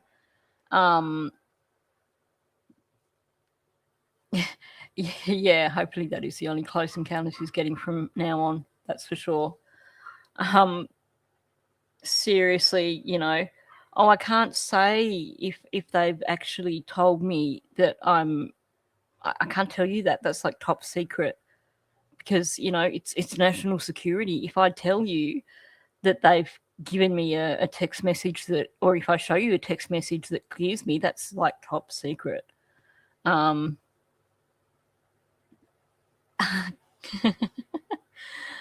Oh, the nearest village to where you grew up was called Crackpot. I think I've heard of that. Yep, Nora Head, Wooden Bong. What's the Shark Bay or something, which they then changed the name of it to Safety Bay or something. Now, this isn't technically a place name, but I've actually driven past this. We had one of our prime ministers went missing in the ocean back in the 60s, I think it was, Harold Holt. Presumably drowned. He went swimming, he presumably drowned, and he was never found. We have a swimming pool here in Victoria that is actually called the Harold Holt Swimming Pool, Harold Holt Memorial Swimming Pool. We have a swimming pool named after a Prime Minister who drowned. Like, yeah, most likely. Yep. Eggs and Bacon Bag, Humpty Doo. There's some doozies. Now, this is something that my brother has been told. He works with a lot of mob, like a lot of Aboriginals, like in the music industry. And apparently a lot of the place names in Australia that are Aboriginal place names are basically taking the piss out of white people. Back in the day when they're like, what's this place called? And they're like, well, this is, I can't think of an example right now. It was basically them taking the piss out of white people. And when you look at the translation, it's usually something that's completely just them completely making fun of white people. Yeah, Humpty Doo's a good one. There is a town in Tasmania that's called Doo Town, and all the houses have Doo names. And again, I can't think of any of the examples, but yeah, there's some classic place names. There was actually a TikTok that I saw a week or so back, where there was a girl reading through place names, and it was just hilarious. Like, yeah, ours are a little bit interesting, some of the ones. Oh my God, is that in New South Wales somewhere?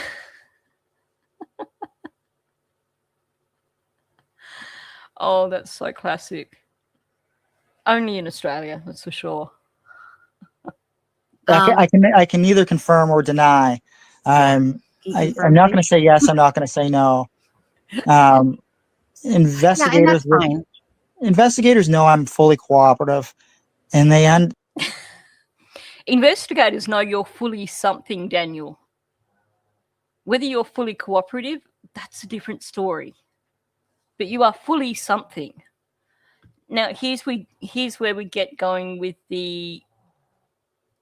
Oh, you think Western Australia? Aha.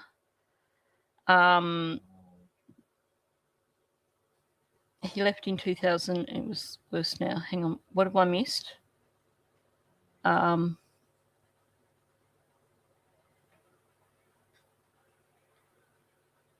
I've kind of got behind.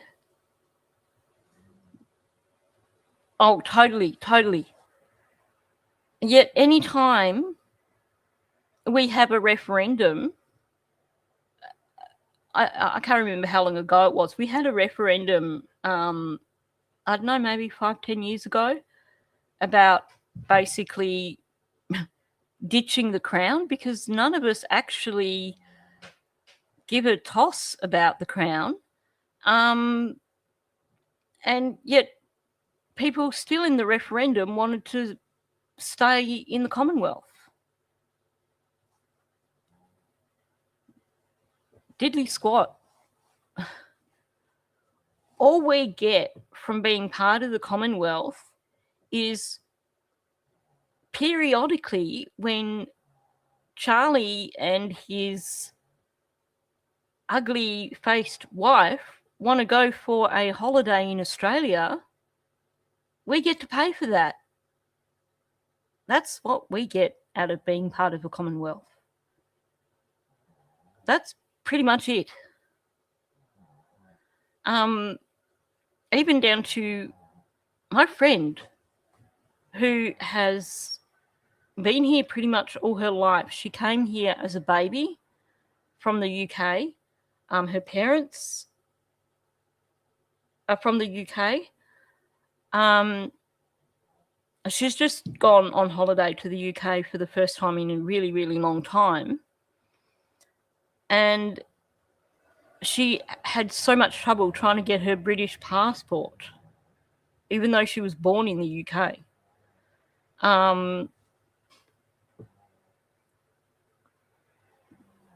Yep, we get to entertain a royal from time to time at our cost. That's what we get. And we get a crappy legal system that nobody wants to change because, hey, it's based on the Westminster system, and we're not going to look at how flawed it is. So let's just keep that because we're part of the Commonwealth. So let's keep using all these antiquated systems that really don't work for us in Australia. Yeah, anyway, bit of snark. As you can tell, I'm not a royalist. I've never been a... Actually, I lie. I liked Fergie.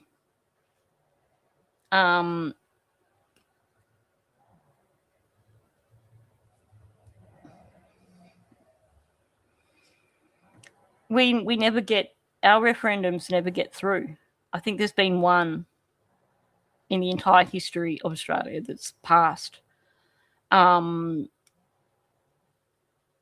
don't think it was 25 years ago. I think it's probably... Oh, was it 25? Oh, God. Don't say that. Now I'm going really senile. But I do remember that it was another one of those things that was just a complete flop. And most Australians are going, well, who the hell voted to stay part of the Commonwealth? Because we don't want it. And that's no offence to anyone in the UK. It's just that it doesn't have any meaning for us.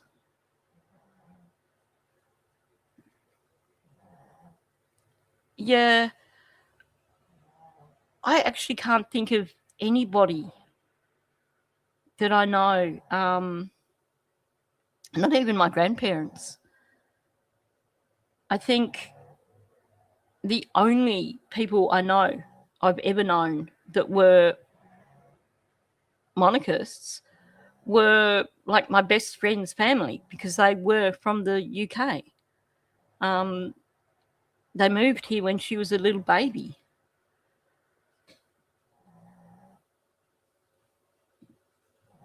I know.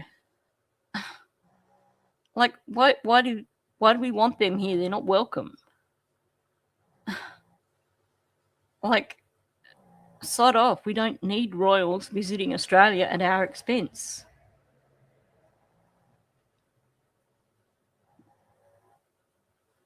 Yeah, I think there's a lot of Australians who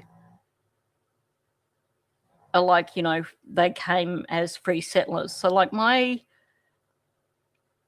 great, I don't know how many greats grandfather, his family came here. That their passage was paid for them to come here as like workers. So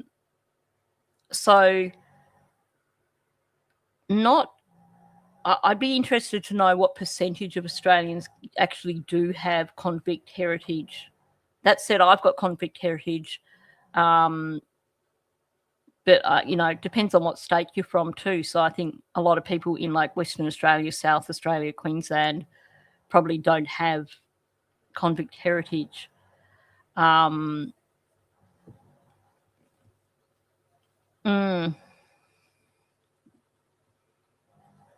Yeah, see, I never liked Andrew, but I liked Fergie.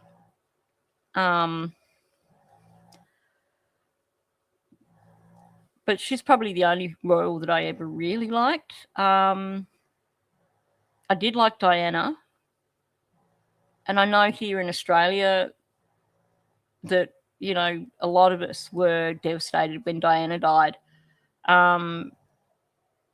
But when she died, that was it for me. I was no longer interested in the royal family. Yeah, exactly. Let's just pay for a failed royal to come to Australia, and we'll pay all their expenses just because of who their family is. Like, yeah, good on you. Sorry, too much snark happening there. Oh, that's pretty cool. We're a mixed bag. A very mixed bag. My dad's family building the rail line in Tasmania, the timber industry in Tasmania.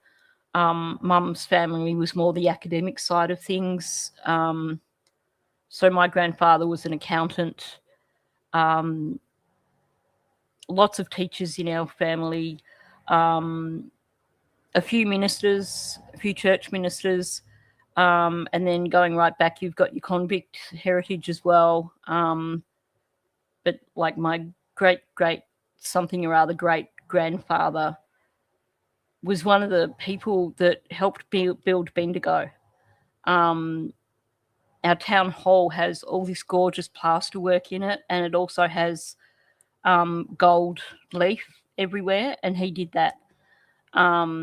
There's a lot of really gorgeous old plaster work around Bendigo that was actually his work back in the late 1800s. And, like architects and stuff. So, mixed bag for my family. But anyway, totally squirreling. Thank you, Hugging Demons. Let's get back to it. I'm glad someone got me back on track. They're of the understanding that I'm doing everything I can.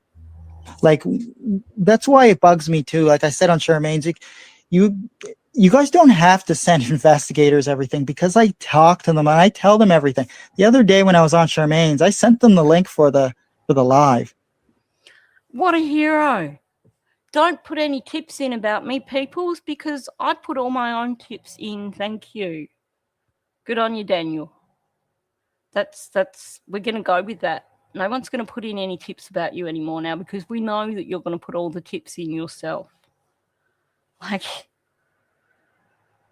because he's doing everything. He does everything. He's a hero. You guys don't have to send investigators everything because I talk to them and I tell them everything. Here's the thing, Daniel. If you were telling them everything, why are you still free? If you were telling them everything, why are we still waiting for someone to figure out where Lily and Jack are? Like, seriously. I'm fully cooperative, and there is the understanding that I'm doing everything I can. You are doing everything you can, Daniel, but it's got nothing to do with the investigation. He is. He's so transparent, he's invisible. Yep. Yep, that's that. That's what it is. They're the tips he's talking about. He puts in his own tips. Oh, that's a scary thought. Like they know everything I do. I was gonna say I tell them everywhere I go. Or the drones just follow me. Either I tell them everywhere I go. All the drones just follow me. Because, that's what they're here for. They just follow him everywhere with drones. I'm so totally having this vision right now of this car driving along Gellock Road with an entourage of drones, like following along behind, keeping tabs on him. Like, oh yeah, they knew everything I do. They watch me every minute of the day. They follow me with the drones. Do you think he believes the stuff he's saying, or does he just think that we're all this stupid that we believe it? Because that's my big question. Every time he starts coming out with this, he was. The moment he starts heading in this direction, every time I hear him with this, I wonder, does he truly believe it? Is this some delusion that he's in? Or is it that he just thinks we're complete utter half-wits? Like, one. yeah, You don't have to tell me this, Sonny. It's completely fine. Like I know everybody sends stuff into them. The only thing that pissed me off was that, well, I'll say it pissed me off because Alana said that she wanted the conversations that I had with Darren for the police, the RCMP, and I was like, I had contemplated leaving this next bit out, but I'm just going to play it anyway. It's just another talk about the crap that's gone on in the background. So I'm just kind of probably going to play it through and not comment a lot. Yeah, welcome in, Wiley. Oh, yeah, he's such a whiner. Such a whiner. Everyone has to cover for Daniel, and Daniel's got all these ridiculous stories. Yeah, no problem. And then I see that she attached Cheryl to them as well. And I was just like, so Cheryl would find a way to be attached. And then that little dick fuck, whatever his name is, Wolfie, he acts like he just somehow. Whoops. Sorry, I didn't even realize that was still in the audio. My apologies. Oh, thank you, Sonny. You're going to get me in trouble. That they got shared in this group between us, few of us people, and I just miraculously shared it. Oops, my bad. Shut the fuck up, suck up. Don't buy that bullshit for a second. I think what the main thing with Wolfie was he just tried to fit in. He's just trying to fit in. Yeah, it's like a loser trying to fit in there, like a square peg or a round peg trying to fit into a square slot. Mm-hmm. But I mean, I get it, right? He's trying to befriend everybody. Unfortunately, people like that cause drama and stuff like that. Sorry. I realized that I probably should have edited that bit out. I thought I was leaving significant stuff in, but I missed that completely. I'd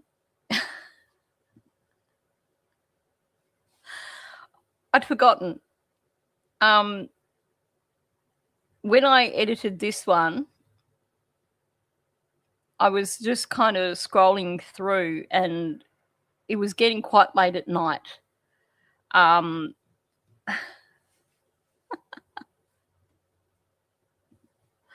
She was. It was golden. Like, gotta love some of the things that comes out of Sunny's mouth sometime. Let's be real. This is something that Sunny would have liked to have said about Daniel. The thing is, they're both using Wolfie as a whipping boy, essentially. This isn't directed at Wolfie from either of them. For Daniel, this is a deflection for him because the attention is off him.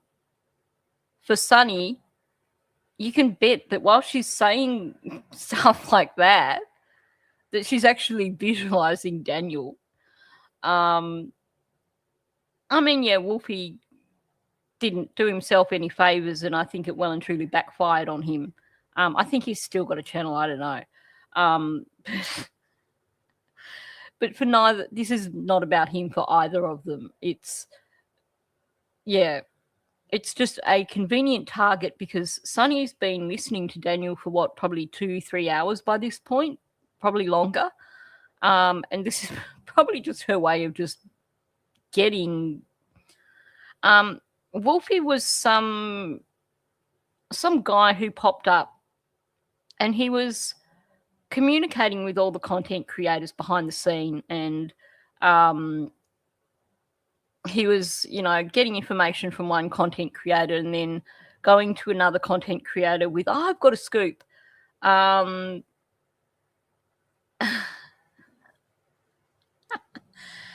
he gradually just kind of shot himself in the foot to the point where I think nearly every content creator's got him blocked these days. Because, anyway, I won't go too far down that. But, yeah, he's nobody important.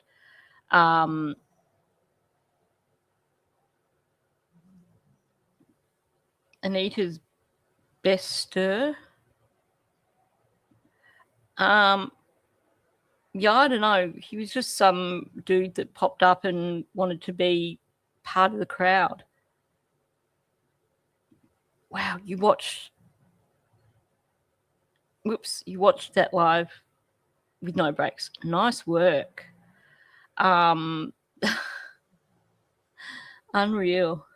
Then everyone starts getting sick of them. Well, I know at the start of this investigation, you guys were all like a fairly tight-knit group, right? And I think since then, everybody's kind of had their quarrels with each other, and the attacks have been waged on each other. And it's like there's kind of like this infighting.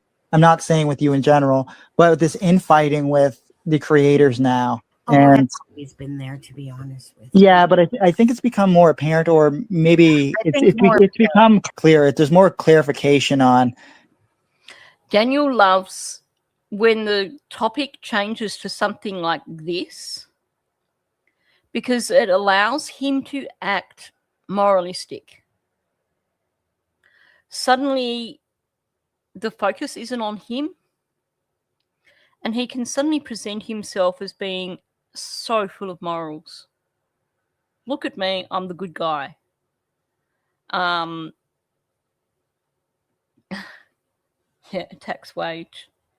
He has to use his words.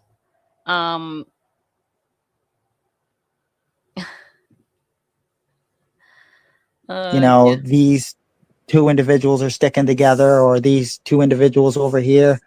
And because I see a lot of these channels, they openly attack. I'm not going to say the channels, but we all know who they are. They openly attack other creators. Yeah. And it wasn't like that at the start. Your perspective is much different. I understand from your point of view, as being, in the world that you're in. Your perspective is different, and you know, you guys want to follow guidelines that the unspoken rules, we'll call them. And I understand that he broke those unspoken rules, and that's in conclusion, we are where we are today. In conclusion, we are where we are today. It does. He puts on his snooty bitch voice when he's doing this. He's better than all the content creators. I can imagine it was tough. I couldn't go through like an hour of that live stream. I started listening and he was so pretentious and obnoxious at the beginning that I was like, I can't listen to this. Oh yeah, the word salad bar, 100%. So in conclusion, this is his thoughts on Wolfie now. In conclusion, this is, we are where we are today. But it's made him feel good because he's now been able to basically crap all over content creators without it directly associating anything with him. He's been able to, like Ariel said, put on the snooty bitch voice. Just so perfect.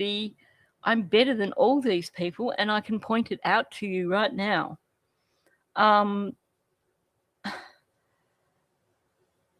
Now he's going to continue. Oh, he did. Although there's a bit that I edited out from this audio where someone in the chat must have called her out and said, do you believe this crap from him? And Sunny went on a very long rant that lasted for about 5 minutes saying just because she's got him on her show doesn't mean that she believes him. But, after that, he went and had another tweak or whatever he was doing. So he's forgotten that already. So he thinks that she's lapping it up. He's got an audience. Sunny has a way with these conversations with someone like Daniel, putting them at ease, making him think that she genuinely believes him, that she's not sitting there trying to bite her tongue when he says dumbass shit. So he's just barreling on, oblivious to the fact that if he saw her, her eyes would probably be rolling back in her head. Yeah.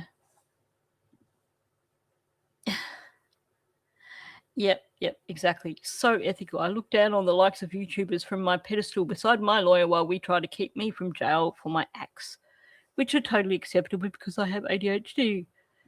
Yeah, exactly. He's a hero. He is a hero, and I still don't believe that he has ADHD, but that's just my opinion personally. He's not finished. He's never finished. So you are where you are today, I should say.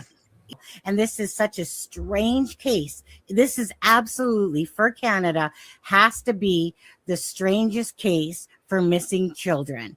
Absolutely 100%. And this is why a lot of people in the US picked up on this case. Whenever there's something odd or strange, and especially when it involves children and stuff like that, but especially when there's circumstances like around it. And so the minute they show, no offense, but the minute they show, where these children lived in the home and stuff like that, people just get intrigued by it because but the children were never neglected or abused. That's one of the biggest misconceptions is you have Darren coming out saying that, if they would have lasted a couple more months with Daniel, they would have died of starvation. Yep. Let's get on the defense again, Daniel. So Sunny was working up to something very carefully here, but she never got a chance because Daniel straight up had to go on with the misconceptions. Oh yeah. She was getting ready to hammer him. The no offense was, get ready, I'm just about to cut you down to size. That about sums it up, Charlotte.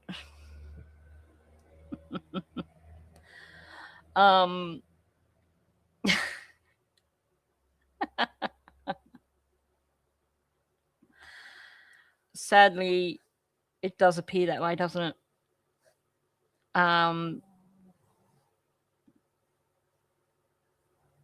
Yeah, let's just ignore the photo from Jack's excursion.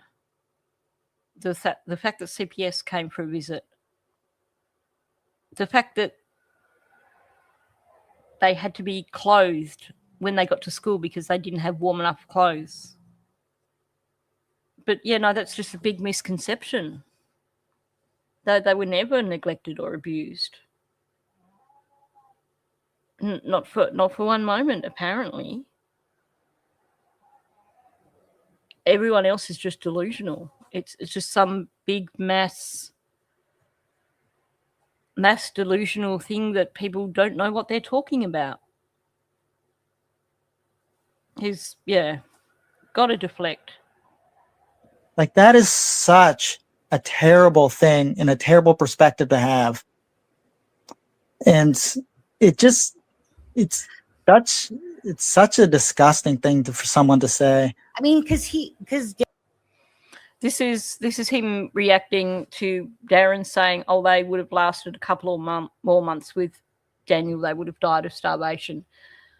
Now, I don't believe that they would have died of starvation. I think the writing was on the wall.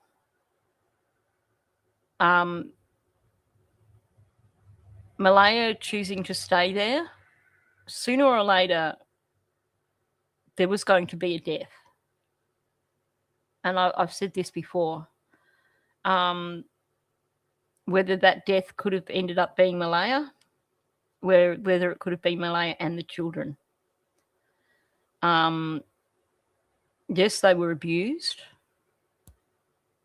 But we know that Earl was bringing food for them. We know that they were getting food at school. So while they may have continued to be extremely healthy, well, not extremely healthy, but at least fed, it wasn't going to stop the bruises and stuff. No, according to him, he doesn't abuse women and children. Doesn't name them specifically, because then it's harder to deflect from that. But he doesn't abuse women or children.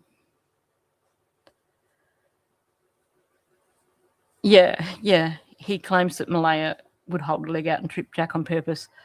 I suspect that was more of a Daniel thing, and he's blaming it on Malaya.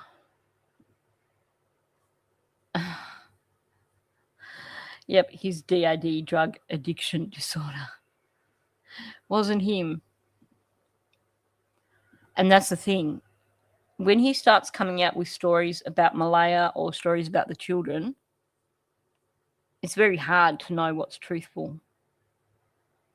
I mean, the story that he came out with about Jack wandering off from Paddy's place and heading along to the school,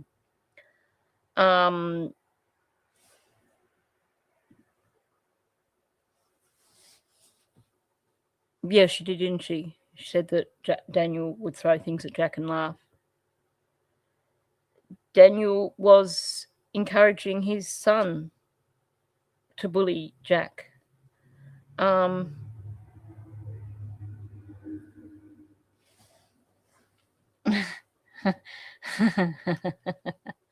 If they wouldn't, their noses would stretch from Nova Scotia to British Columbia. So true.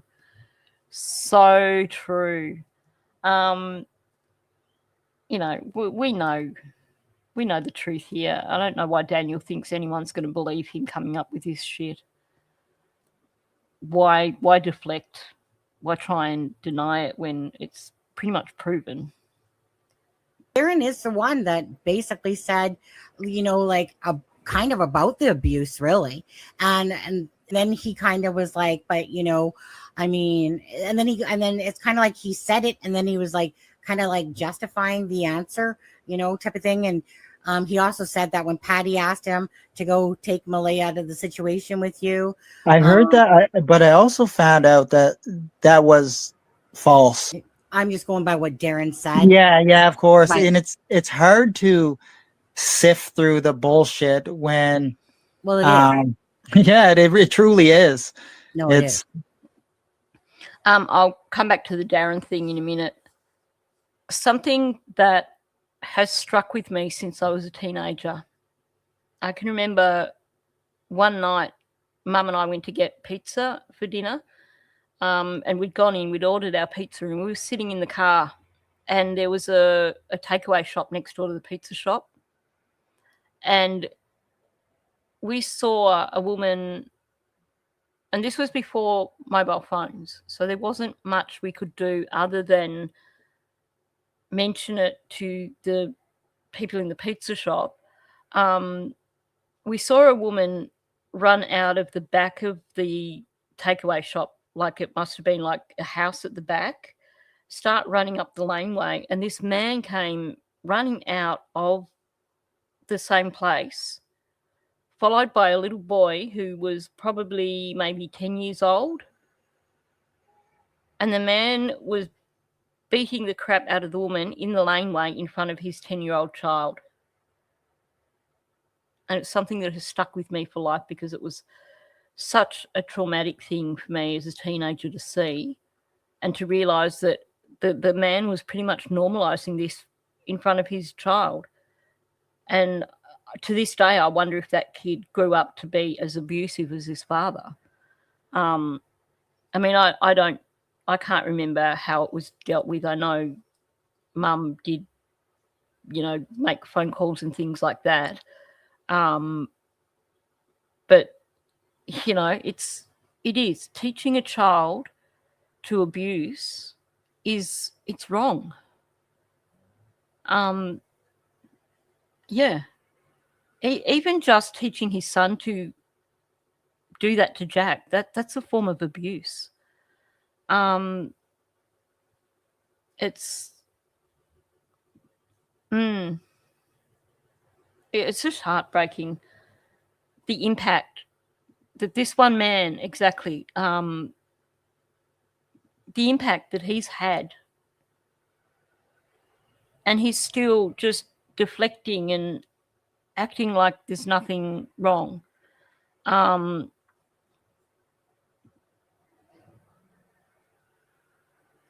Yep. Oh, cool. So exposing a child to abuse or DV is considered child abuse in Canada. There have been women who've had their kids taken by CPS because they didn't leave someone who was abusing them. That's good to know. That is good to know. I wonder if that factors in a little bit with baby M.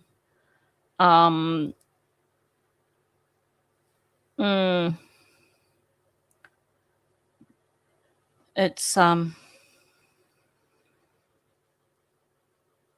don't know, it's just disturbing. It really is. Just the whole situation of this case is disturbing, upsetting, just so very wrong. I love this photo of Jack. Belinda said this is his grandfather's shoes that he was wearing. And he just looks so flummoxed. He just is like, I suspect that he couldn't even lift his feet. But it is just one of the cutest photos of Jack on the planet, honestly. It really does look like they loved being at Belinda's place. Lily with that hat that's nearly bigger than her. And they were denied this. They missed out on 2 years of spending time with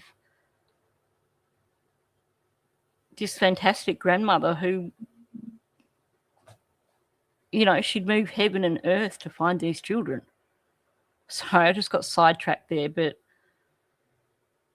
I try not to look at these photos too much. I like to use them as a reminder of why we're here.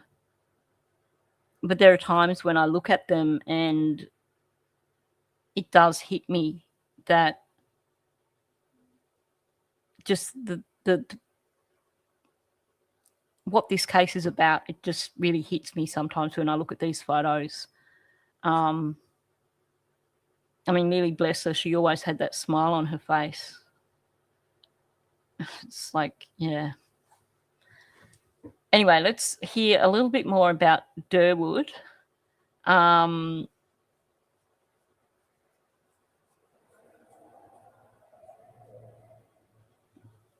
Yep, apparently Australian cops will tell you that.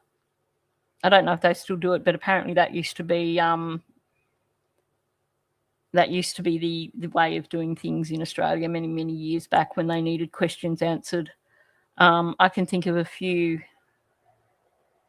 criminals here in Australia that could use a bit of phone book treatment, which I shouldn't say.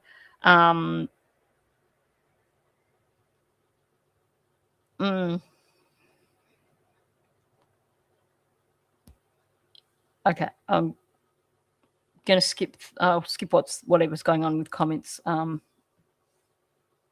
behind, so I'll just keep going a little bit more with this. No, I know, because I live in this world where I constantly get messages. It's, did you do this? Did Malaya do this?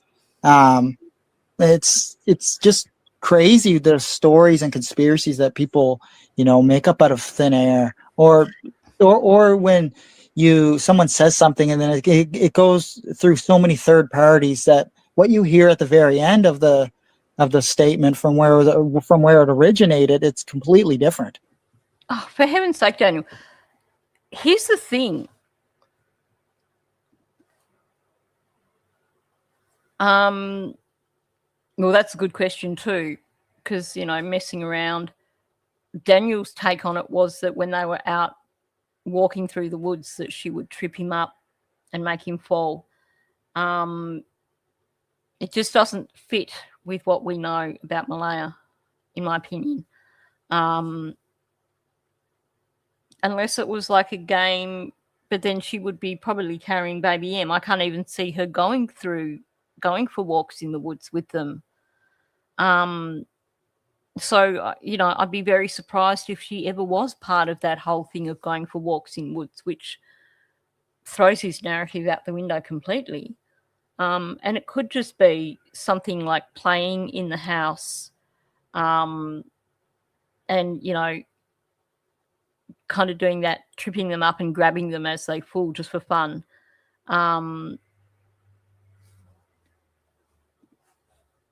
Spot on, Hemi.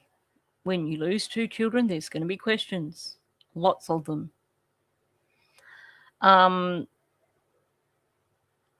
But this whole thing of, there's all these stories being put out by people that, the more they get told, the more that they completely change. The thing is, the stories that are coming out that are not truthful are coming from Daniel. Probably, I don't know, maybe 80% of the stories that come out that aren't truthful are originating from Daniel and being spread around. That's where I'm at with that. It is so common for an abuser to turn around and blame their victim and say the victim did it, not them. Chances are maybe there's something recorded at the school of Jack going to school with grazers or something.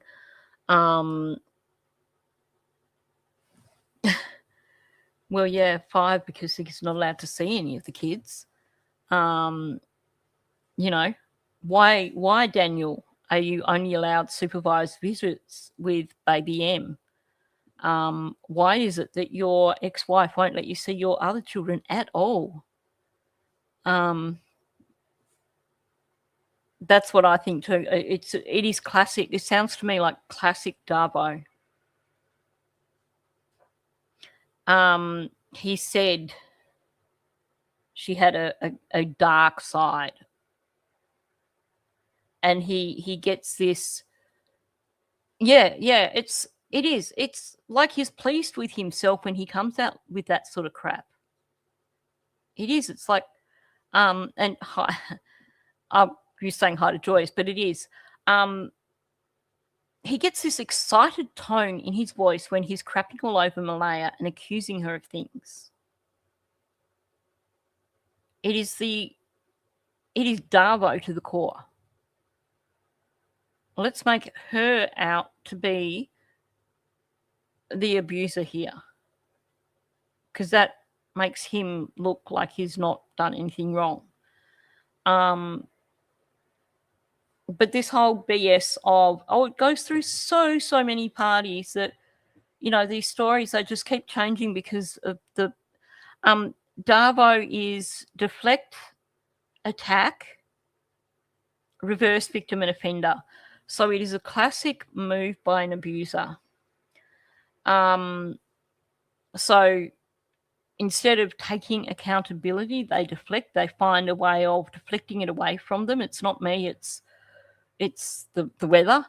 The attack is you go back on the attack at the person who's, accusing you.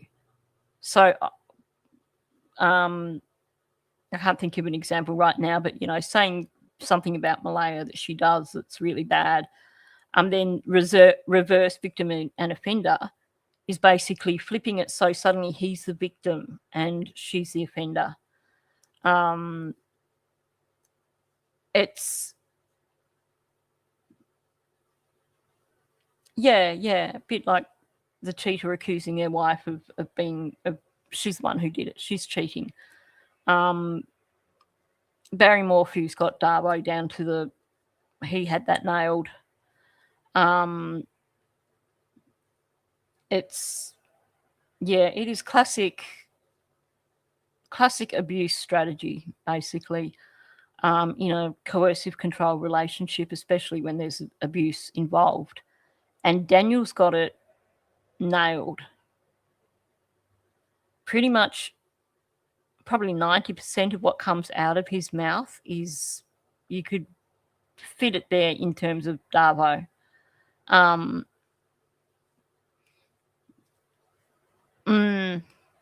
always forget the A in terms of the attack, or and I'm always like, well, it's it's deflect and it's reverse victim and offender, but it's an A in the middle. It is a good description of it.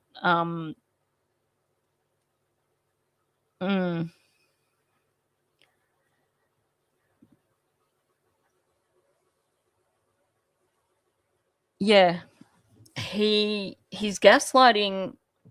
He doesn't like to do direct accusations.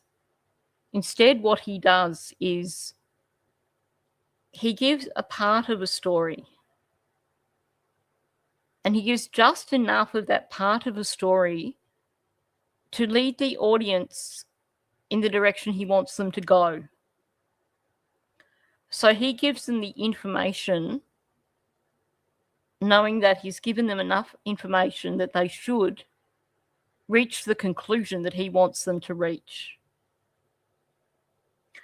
So when he talks about the children going missing, and he talks about Jack's his blue jacket thingy, and he's saying, well, it's too high for Jack to reach. And he's also saying, look, there were no chairs or anything moved in the kitchen. I could hear somebody in the kitchen, but there were no chairs moved in the kitchen. So that's part of his attempt to convince people that Cindy went into the house and collected the children, collected Jack's jacket, and walked them out of the house. And he does that a few times where he's directing things at Cindy and Malaya. I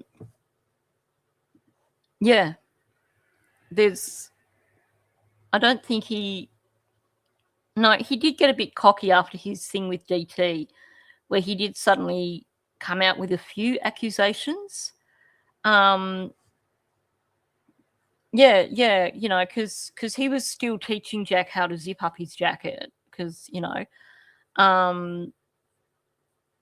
so Jack couldn't have got his own jacket down. Jack couldn't have put his jacket on. And, well, there were noises in the kitchen, but there's no evidence that the kids had moved anything, so there must have been someone there that was tall enough to do that.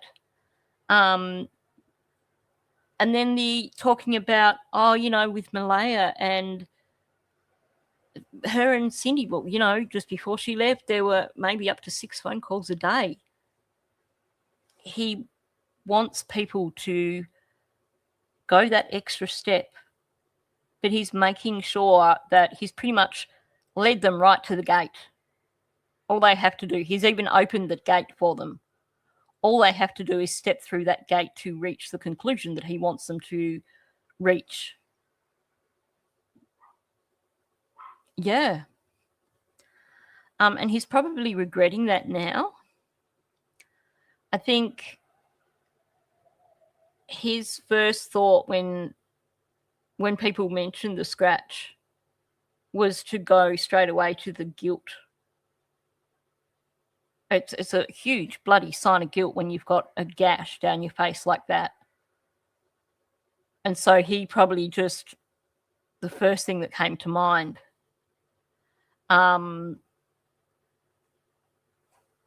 So, trying to say it's a scar.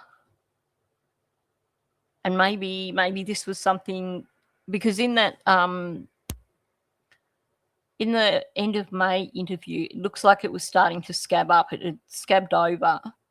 And I'm wondering if maybe someone was putting a bit of makeup on it to try and help him cover it up. So maybe someone suggested to him, say it's a scar. Or maybe, I know that there was a lot of discussion early on and people debating whether it was a scar or a gash. So maybe he just picked up on that conversation and went with that rather than thinking, are you right? He's a tool. Mouse! Hang on.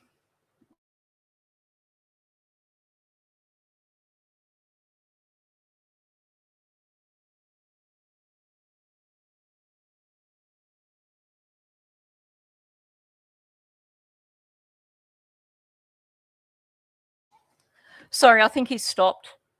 The boogeyman must have been at the door. Oh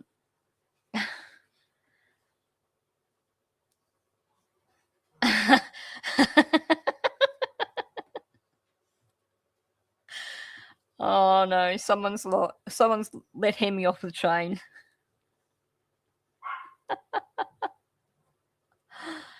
Oh dear.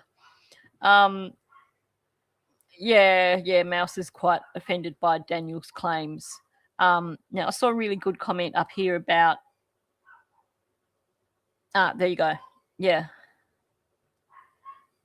Which is, again, a classic narcissist strategy. I never said that. So all these hints that he is sorry, BTTV, I didn't realise you were in here trying to sleep. You're spot on, Charlotte. That's exactly what he's doing. He's never outright saying anything that is a direct accusation of Cindy or Malaya. He's just making sure that people are going to draw the conclusion he wants them to draw, so that down the track, when people say, well, you accused Malaya of this, he can say, no, I didn't.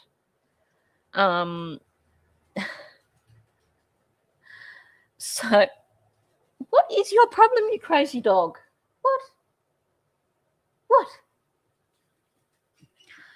I think, yeah, plausible deniability. So true. We didn't have red Muppets back then anyway. But yeah, this is what it's about. It's plausible deniability. I never made any accusations against Malaya. People just drew that conclusion from what I was saying. Like, you know, it's again with the, after Malaya left, two of his tops went missing. And the best one, my favorite one, there was a hand-sized hole in the garbage bag. Like, what other conclusion are we meant to draw from that when he's painting the picture for us? But he wasn't outright saying, oh, I think it was Haley. He every time he thinks he can get away with it, basically. He thinks that people believe him, and he doesn't realize how obvious it is what he's doing. It's just insane.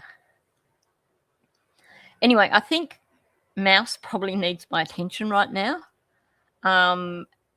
And you're good. You're good. It would be a boring live stream if we didn't have a little bit of craziness happening. So,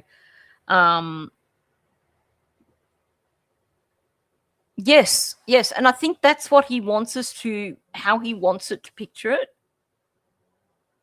Like a Looney Tunes hole. It is the size of a hand. So true. Yeah, you get some sleep, Hemi. It is so true. That's how I picture it, and I swear that's how he wanted people to picture it. And you see that smirk on his face when he's talking about it, and I swear he was picturing it in his own head. Oh, who knows? There were so many stories about where the tops were found.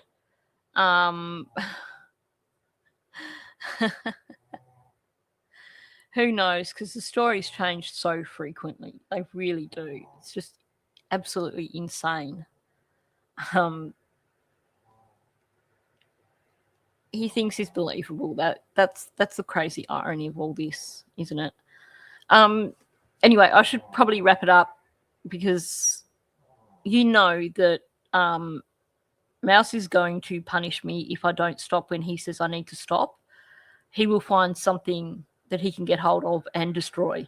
So if he's telling me he needs my attention, that's definitely my cue.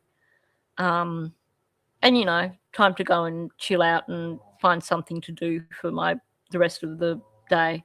Thank you for the birthday wishes, Joyce. Very much appreciated.